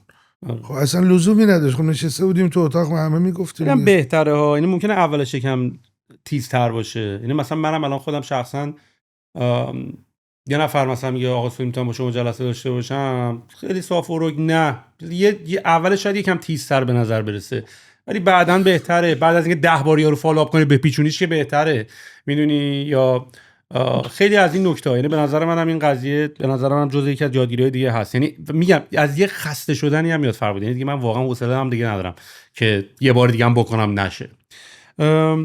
الان مشغول چیکاری هستی تو؟ الان تو ماشاءالله کارایی که میکنی یکی به یکی بی ربط‌تر، میدونی. یعنی از دنیای تبلیغات تو توی پشت بودی، من حتی توی باید داشتم میدم تو کارهای گرین و سبز و اینا هم بودی، الان که گفتی تو رستوران هم بودی، الان NFT و بلاک چین چندی؟ نه دیگه خب همش از مارکتینگ میاد دیگه. وقتی احساس میکنی مارکتینگ و سیلز و بلدی، حالا تو فیلدهای مختلف. نه ببین رستوران که چیز بود دیگه، همیشه هابیم بوده، اون از شکم بودن معلومه و غذای خوب و دوست دارم. و توی سینگاپور هم یه رستوران ایتالیایی داشتم و مالزی. خودم خیلی کاری تو رستوران نمی‌کردم، همیشه دوست داشتم یه همچین چیز داشته باشم، یه هنگ اراوند پلیس بشه. اگه تو ایران میشد که بار زده بودم مثل ویهن که بار خودمو دارم، ولی بعد میگم منم کاری نمی‌کنم ولی فقط دارمش دیگه. یعنی بیشتر دوست دارم میرم سپند میکنم اونجا، حداقل جای خودمه، احساس اونرشیپه بهم حال خوبی میده. اون فود اند بورج همین بوده معمولا برام. ایران هم بخاطر موفقیت زیادش چند تا شعبه شد و الا قبلش اصلا برنامه هم چند تا نبود، یه دونه بود. حالا یه روزی اگه خواستیم فرانچایزش بکنیم. اونجا هم پارتنر داشتم، یه گروهی بود که خیلی آدمای نایسی بودن. من بعد از اینکه حالا از ایران دیگه برگشتم، همون رفتم سافتور دیولپمنتی که همیشه داشتیم more into همون ادورتایزینگ اینداستری و غیره. اومدم دوباره یه سری پروژه گرفتم دیگه، چون نسبتاً وضع مالیم هم جوری بود که دیگه خب خیلی سوزونده بودم اونجا، خیلی از بین رفته بود و اومدم دوباره گفتم بهترین کار اینه که شرکتم اکتیو بود، همیشه شرکتم تو اتریش، که دوباره برم پراجکت بگیرم توی ادورتایزینگ و دیستریبیوشن میدیا و غیره. و همون شروع شد. ولی خب خیلی از کلاینت هایی که از قبل داشتم از من بلاک چین رو خواستن، گفتن چرا بلاک چین دیولپمنت نمی‌کنی، اسمارت کانترکت، بعد بیا NFT برای ما بزن، نمیدونم. همه چی هم دیدی که کلاینت سافتور رو همین جور سافتور رو به عنوان سافتور میبینن و میان سراغت. یه مقدار استادی کردم تو همون هایپ اوایل NFT و اینام بود که بعد با شهر وین ازم خواست که موزه بلودر گوستاف کلیمتشون اون دکیس رو میخوان توکنایز کنن و اون خیلی صدا کرد، روش NFT بزنن. اون رو قبول کردم. اون یکی از اولین پروژه هامون بود که خیلی تو NFT مارکت صدا کرد. بعد کلی توکن و اینا بود، پروژه متفاوتی بود که شروع کردیم. خیلی افتادم توی بلاک چین دیولپمنت که بعد یه 3-4 سال پیشم خیلی رفتیم بعد از FTX و تمام این اتفاقی که افتاد که من آردی اینوالو بودم. بعدم خب پول سرمایه‌گذاری زیاد نداشتم ولی سافتور فور اکویتی رفتم. یعنی رفتم تو چندین تا شرکت تو آلمان، تو سوئیس، تو اتریش. اینا اکسچنج یا کریپتو بودن یا اکسچنج سکیوریتیز بودن یا NFT بودن. من سعی کردم سافتوری که حالا دیولپ کردیم و به عنوان اکویتی باشون شریک بشیم، یه سری سهام تو اون شرکت ها. بعد یعنی وایت لیبل سافرتون رو میدادیم؟ وایت لیبل بود که ولی اصلا ایندیویدوالی هم اینستال میشد و غیره، کارشون را مینداخت. ما به جای اینکه پول بگیریم ازشون سهام برداشتیم. چه تیپ سافری؟ اکسترنال یا کاستمر فیسینگ؟ موستلی کاستمر فیسینگ و حالا انجین پشتش دیگه، مثلا NFT اکسچنج بود. الان 3 تا کمپانیه که سکیوریتیز اکسچنج هن، یعنی RWA یعنی ریل ورلد استی که توکنایز میشه، اون میشه سکیوریتی دیگه. رو اون هستش، رو اونها یه مقدار کار کردیم.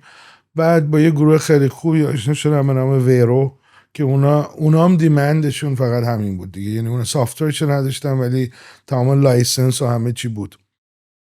بعد از اینکه FTX اون بلا سرش اومد و غیره، کریپتو اسست یه افتی داشت و همه بهش نگاه و همه رفتن سراغ رگولیتد. حالا چون تو اتریش هم بودم و خیلی همه چی رگولیتد هست، ما سعی کردیم لایسنس های خودمون رو بگیریم تو فیلد سکیوریتیز میگن، یعنی میشه حالت فاینانشال اینسترومنت، یعنی دیگه نمیفته زیر کریپتو اسست.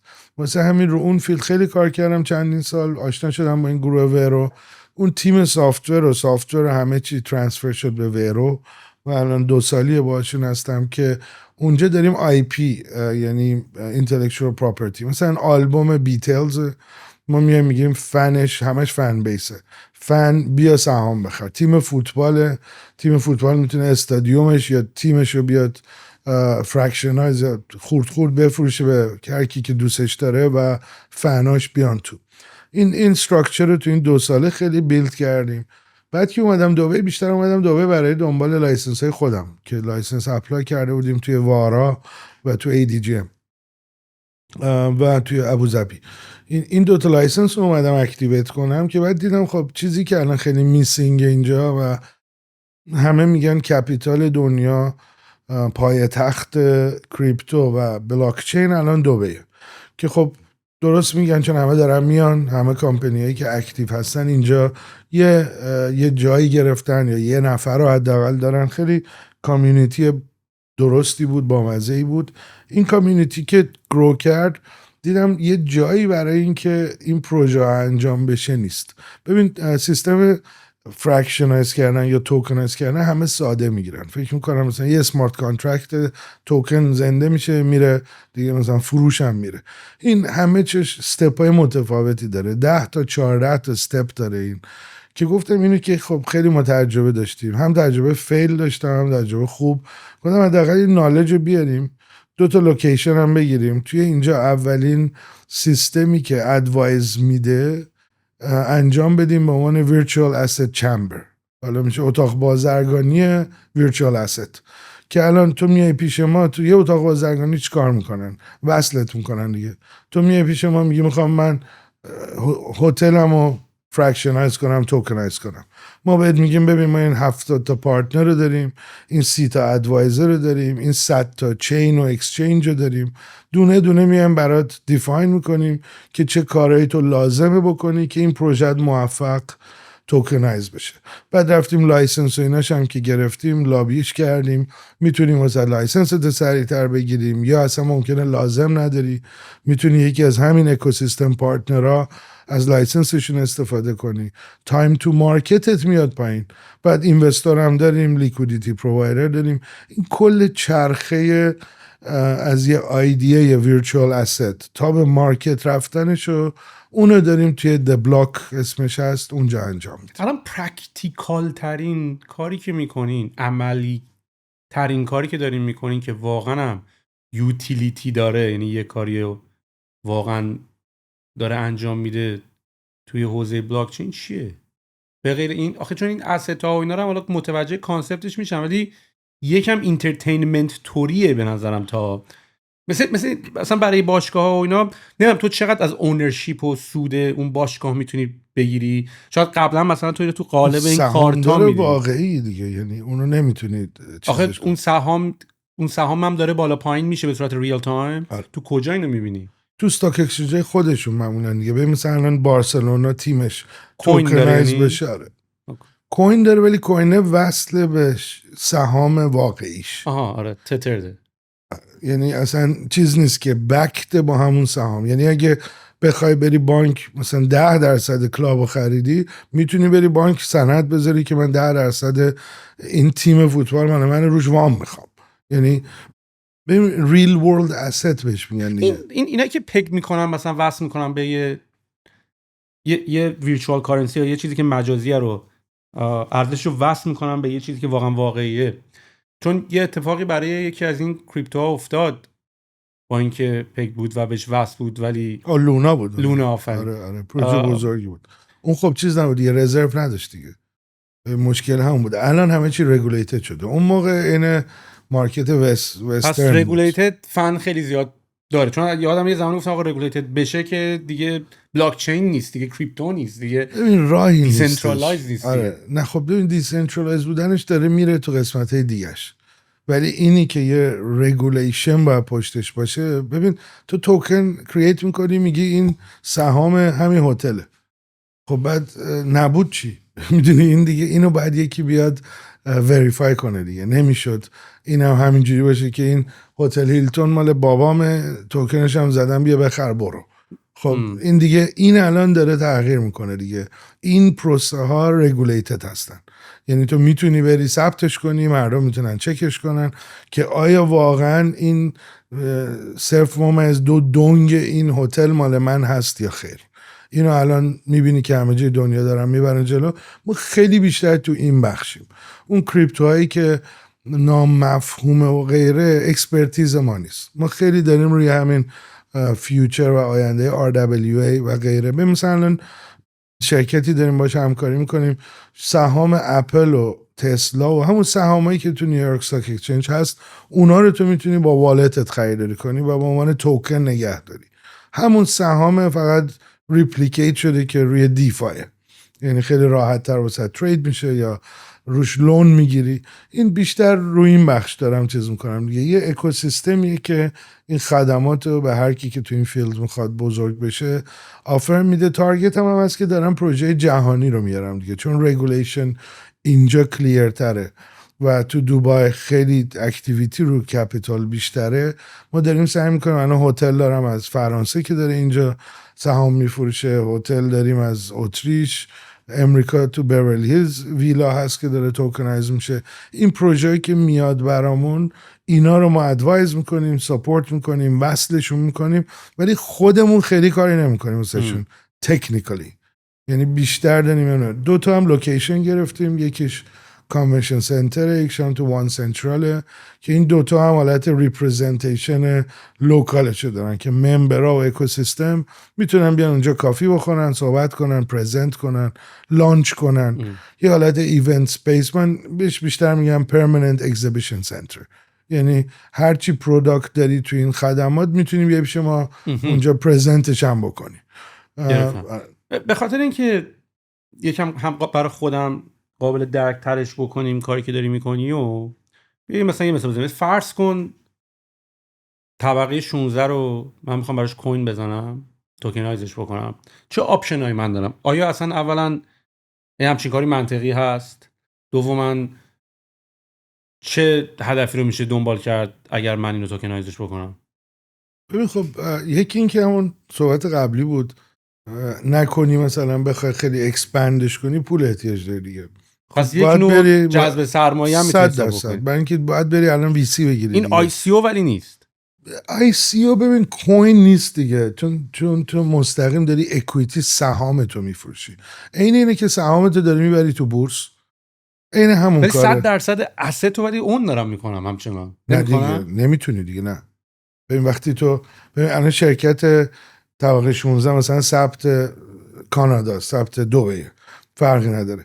تو وقتی که میای آفرینگ میذاری، اون وکیلایی که با ما کار میکنن میان آدیت میکنن، اون داره دقیقاً اون سهم رو وصل میکنه به توکنه.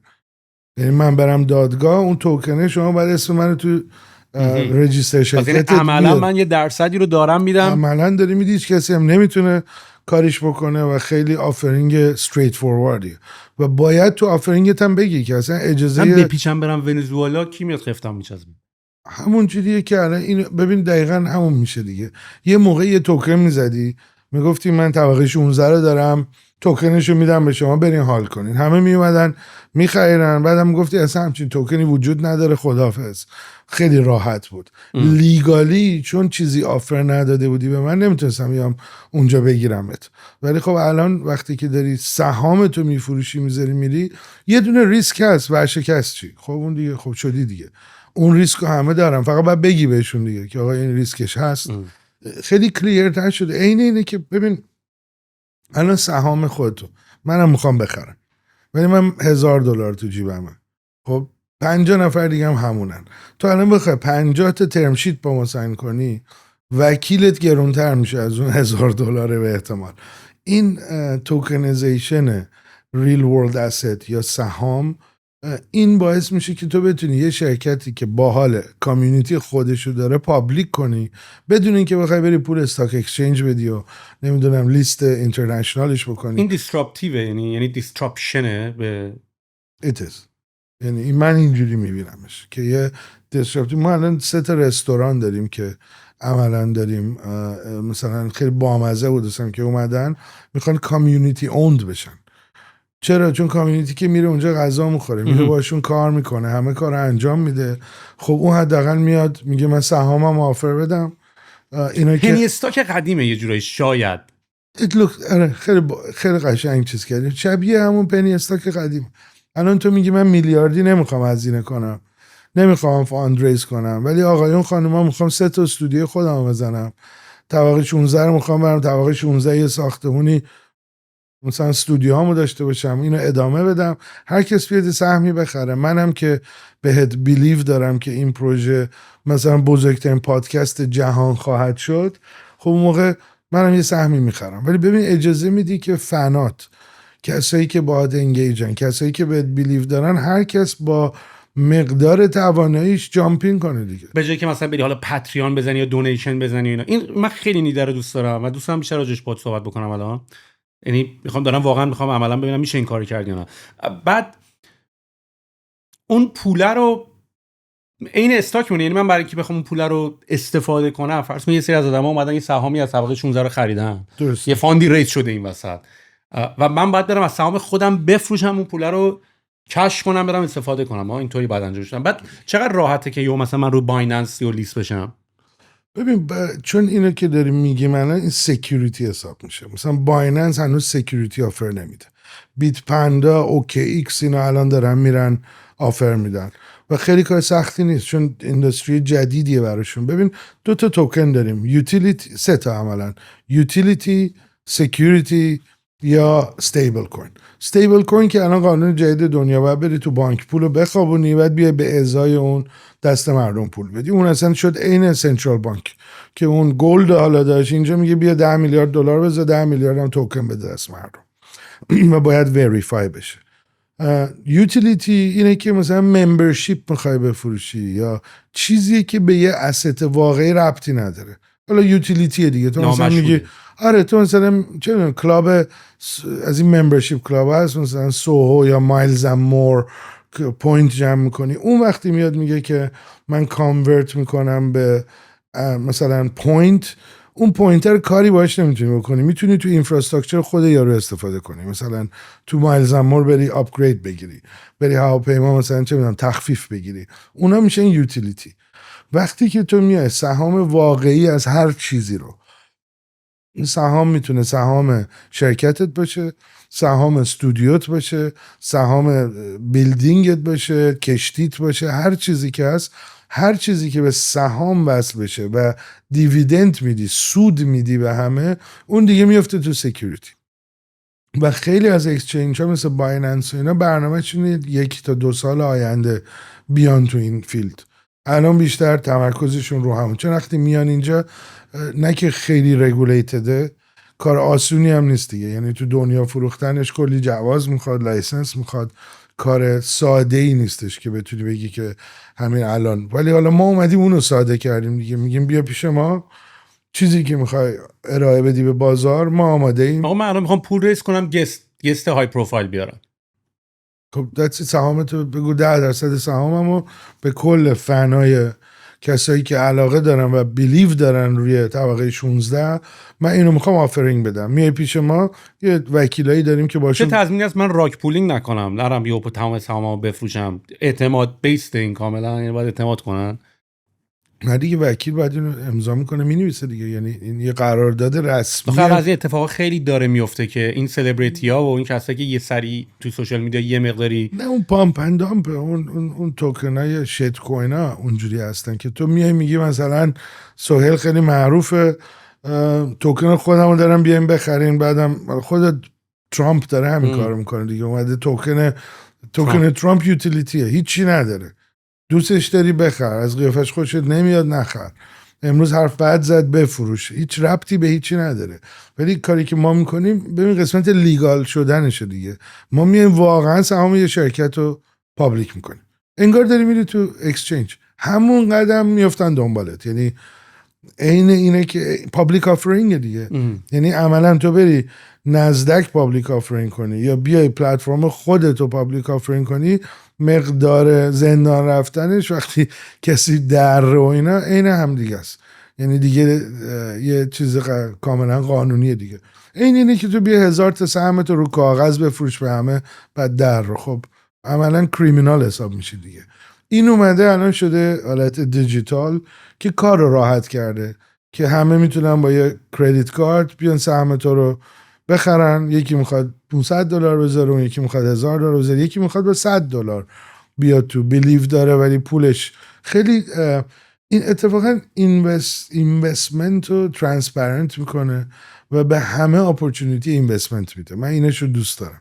یکی که الان خب خیلی کش فلو بزرگی ندارم میتونه بیاد تو استارتاپ ها اینوست کنه، تا حالا نمیشد. الان طبقه 16 منم میخوام سرمایه گذاری کنم. سوال درست اینه که کسی که خیلی پول زیادی نداره باید روی استارتاپ اینوست بکنه. البته جوابشو خودم تو یه حدودی میتونم بدم. اگر قدرت ریسک داری، ببین قدرت ریسک داری یا خیلی یه چیزی رو میشناسی یا به یکی خیلی بیلیو داری، میدونی مثلا من الان بهت بگم ولی نشده هنوزا فربود. یعنی مثلا من اتفاقا خیلی تازه است ولی خیلی وقت حرفش هست که آقا کامودیتایز کردن اینوستینگ، آقا یه خونه رو 100 نفر با هم بخرن. مثلا جوازش توی دوبای پریشب اومد، الان 2 روزه که آفیشالی شما تو لند دیپارتمنت دوبای یو ای تو میتونی بری سهمتو ثبت کنی. یعنی تو 0.1% هم بگیری میتونی بری الان ثبت کنی، توی سند میاد. این تازه 2 روز اومده. به این صحبتش الان 2 سال 3 سال صحبتش هست، شاید هم بیشتر، ولی الان به صورت واقعی یعنی بحثاش بیشتر قانونی بوده که تا الان آره. چون من دیدم توی نیوزلترها که هی تبلیغ شده که آقا الان میتونین توی خونه همه با هم اینوست بکنین یا یه ماشین رو همه با هم بخرین یا اونا میرفت زیر قانون کراود فاندینگ میگه. مشکل کراود فاندینگ این بود که ترم شیتیه. یعنی تو الان اینوست میکنی تو پروژه من 3 سال باید بمونی تا ببینی چی میشه. الان سکیوریتیز این فرقش اینه که من الان تو فرکشن میخری یا تو شرکت من الان $1000 سرمایه میذاری، میتونی فردا بری بازار آزاد بفروشیش. یا لیمیتی نداری که بعد 3 سال بمونم 1 سال اینجوری کنم. این همون سکیوریتی آفرینگ قدیمه، همون مدل استاک اکسچنج، فقط رگولیشنش نبود دیگه. مملکت ها بازی میکردن، هی دیرتر جوابگو بودن و این زمان برد. الان تو دبی اولین مملکتی این ولی یه بدبختی نیست. حالا باید واسه دونه دونه کشورها هر کدومشون قانون خودشون تایید کنن دیگه. یونیورسال نمیشه که این هنوز خوب نمیشه دیگه. نذاشتن. یعنی به قولتون میگه اتریش تا آزه 2 روزه، مثلا من اتریش چی کار دارم مثلا چیز دیگه. خب این دوباره بازی کریپتو خیلی بازی داغی شد و خیلی بزرگ شد. دوباره دولت ها و بانک ها و همه موندن بیرون ازش دیگه. خب الان دوباره برگردوندنمون خونه اول دیگه. یعنی دوباره داریم میریم همون رگولیتد که هر مملکت قانون خودش با چه شرایطی و جواز باید بخری، پول بدی، تکس باید بدی. اینا همون مدلش آوردن و دارن ایمپلمنت میکنن دیگه. زور دیفای فکر میکنم نرسید به اونجایی که داو بشه همه چی و غیره. حالا یه سری پروژه باحال هست ولی خب اینم ولی بد نیست. باز ببین بالاخره واسه منی که الان مثلا بودجم ایکسه، منم میتونم برم خونه دار شم. تو میتونی واقعا دارم سهم میخرم دیگه. حداقل میخوام منم تو رشد پراپرتی دبی یا چه میدونم آذربایجان منم میخوام شریک باشم. الان پورتفولیوی شخصیت اگه بخوای خیلی کوتاه اشاره کنیم، مثلا من خودم بیشتر همین در حد بیت کوین، ایتریوم و اینا، حالا اگه استاک مارکت رو ازش فاکتور نه من بگیریم. سکیوریتی شروع کردم الان یکی دو مثلا سال. چیا؟ حتی سهام توی کلکسیون ساعت حالت ETF توریه. آره. مثلا مال از کجا اینا رو میگیری؟ اینو بستگی داره. مثلا اسمش تایملس تو آلمانه. اینو مال کسی که میشناسه. الان یه دونه آرت کالکشن خیلی بزرگ داره لانچ میشه توی بین ریل تایم دارن بالا پایین میشن نسبت به خرید و فروش، نسبت به چیز. مثلا تو آکشن میره یکی از اون کارا شبیهش تو آکشن میره، خب این والوش میره بالاتر دیگه. یعنی والویشن میشه و داره راه میفته. ولی خب بیبی استپس دیگه، هنوز تازه دارن. الان میشنوی ولی خیلی بزرگ نشده، داره میاد. چه جالب.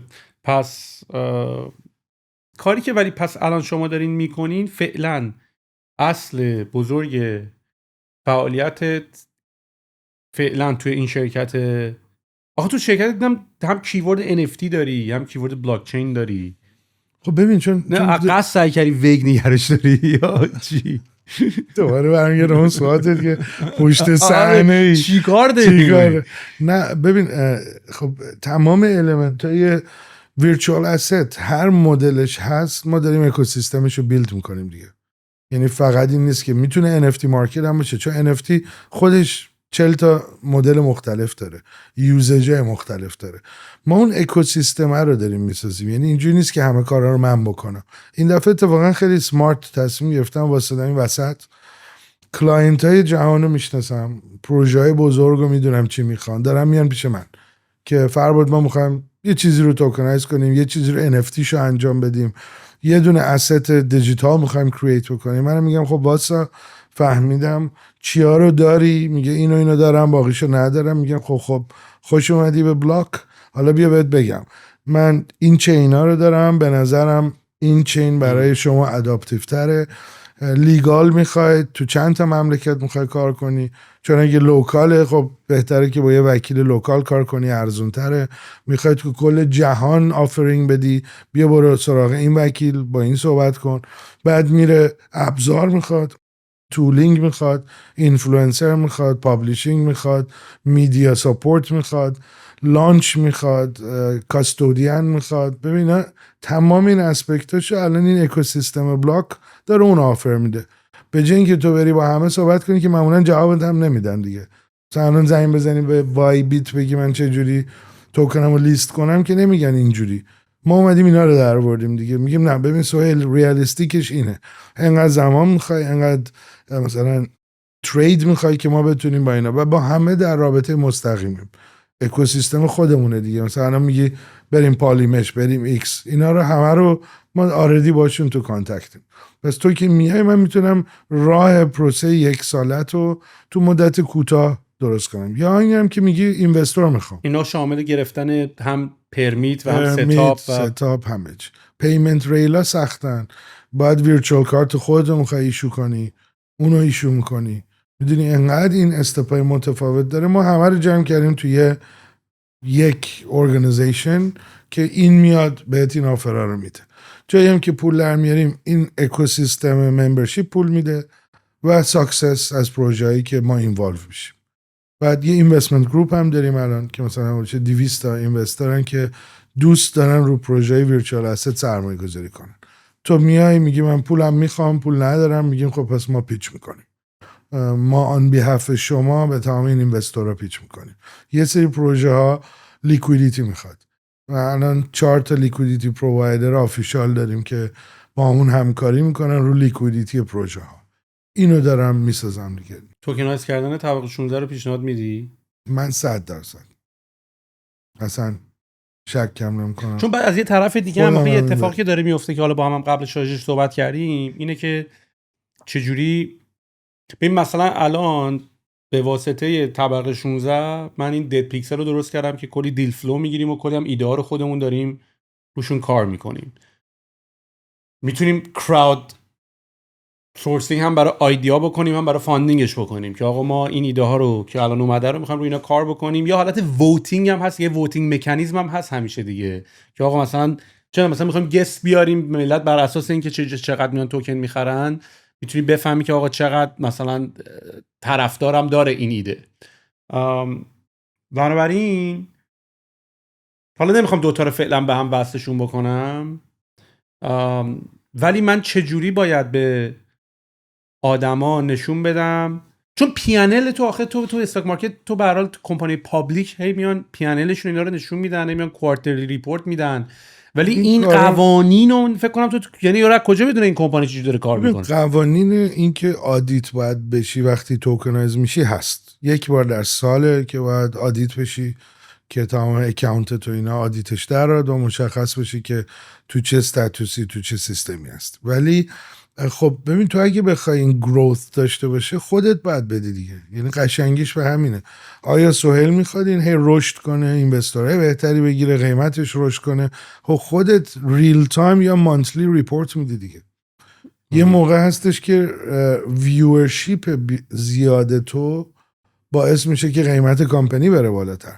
یه موقع میشه که اینکامت از ادورتایزینگش مثلا قیمت کامپنی رو میبره بالاتر.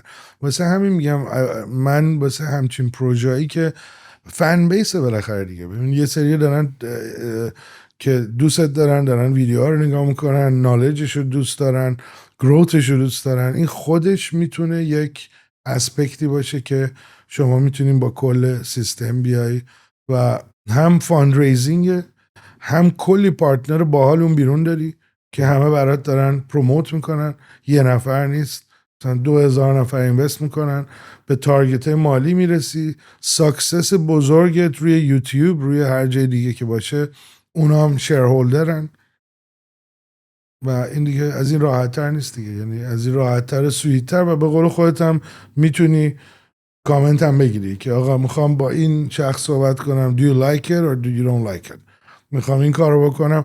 از کامیونیتی و اینوستورات به عنوان نالج و آدیتر هم داری استفاده میکنی.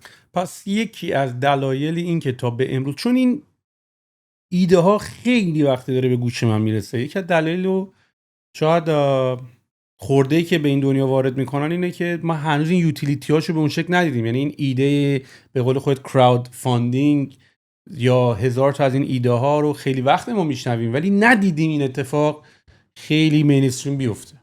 به مثلا تو کیک استارتر اینا نگاه کنی، خب پروژه موفق زیاد دارن ولی اومدن روی بلاک چین و نه دیگه، اونا چون دیگه تموم شد دورش دیگه، الان خود اونا دارن میرن روی سکیوریتیز و چین، به دلیل اینکه کار راحت تر میکنه. تو واقعا اونر داری، من اونر شرط میشم، سکندری مارکت داری.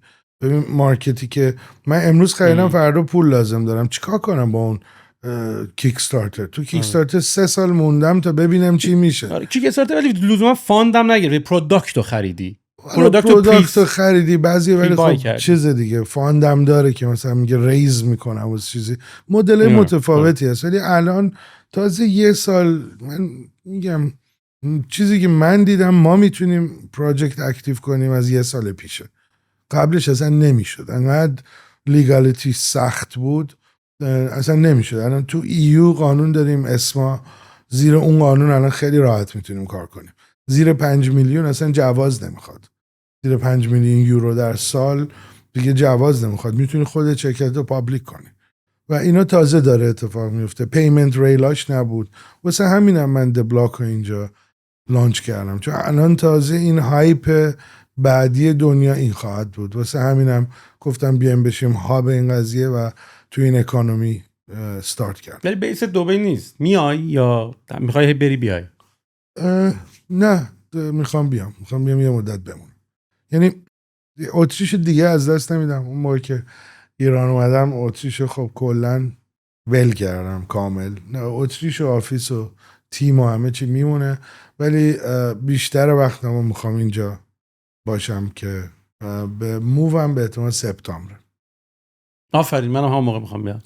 گرما گذشته و تابستون کانادا هم تمام شده بله. خدا من 2 تا سگام هم دارم.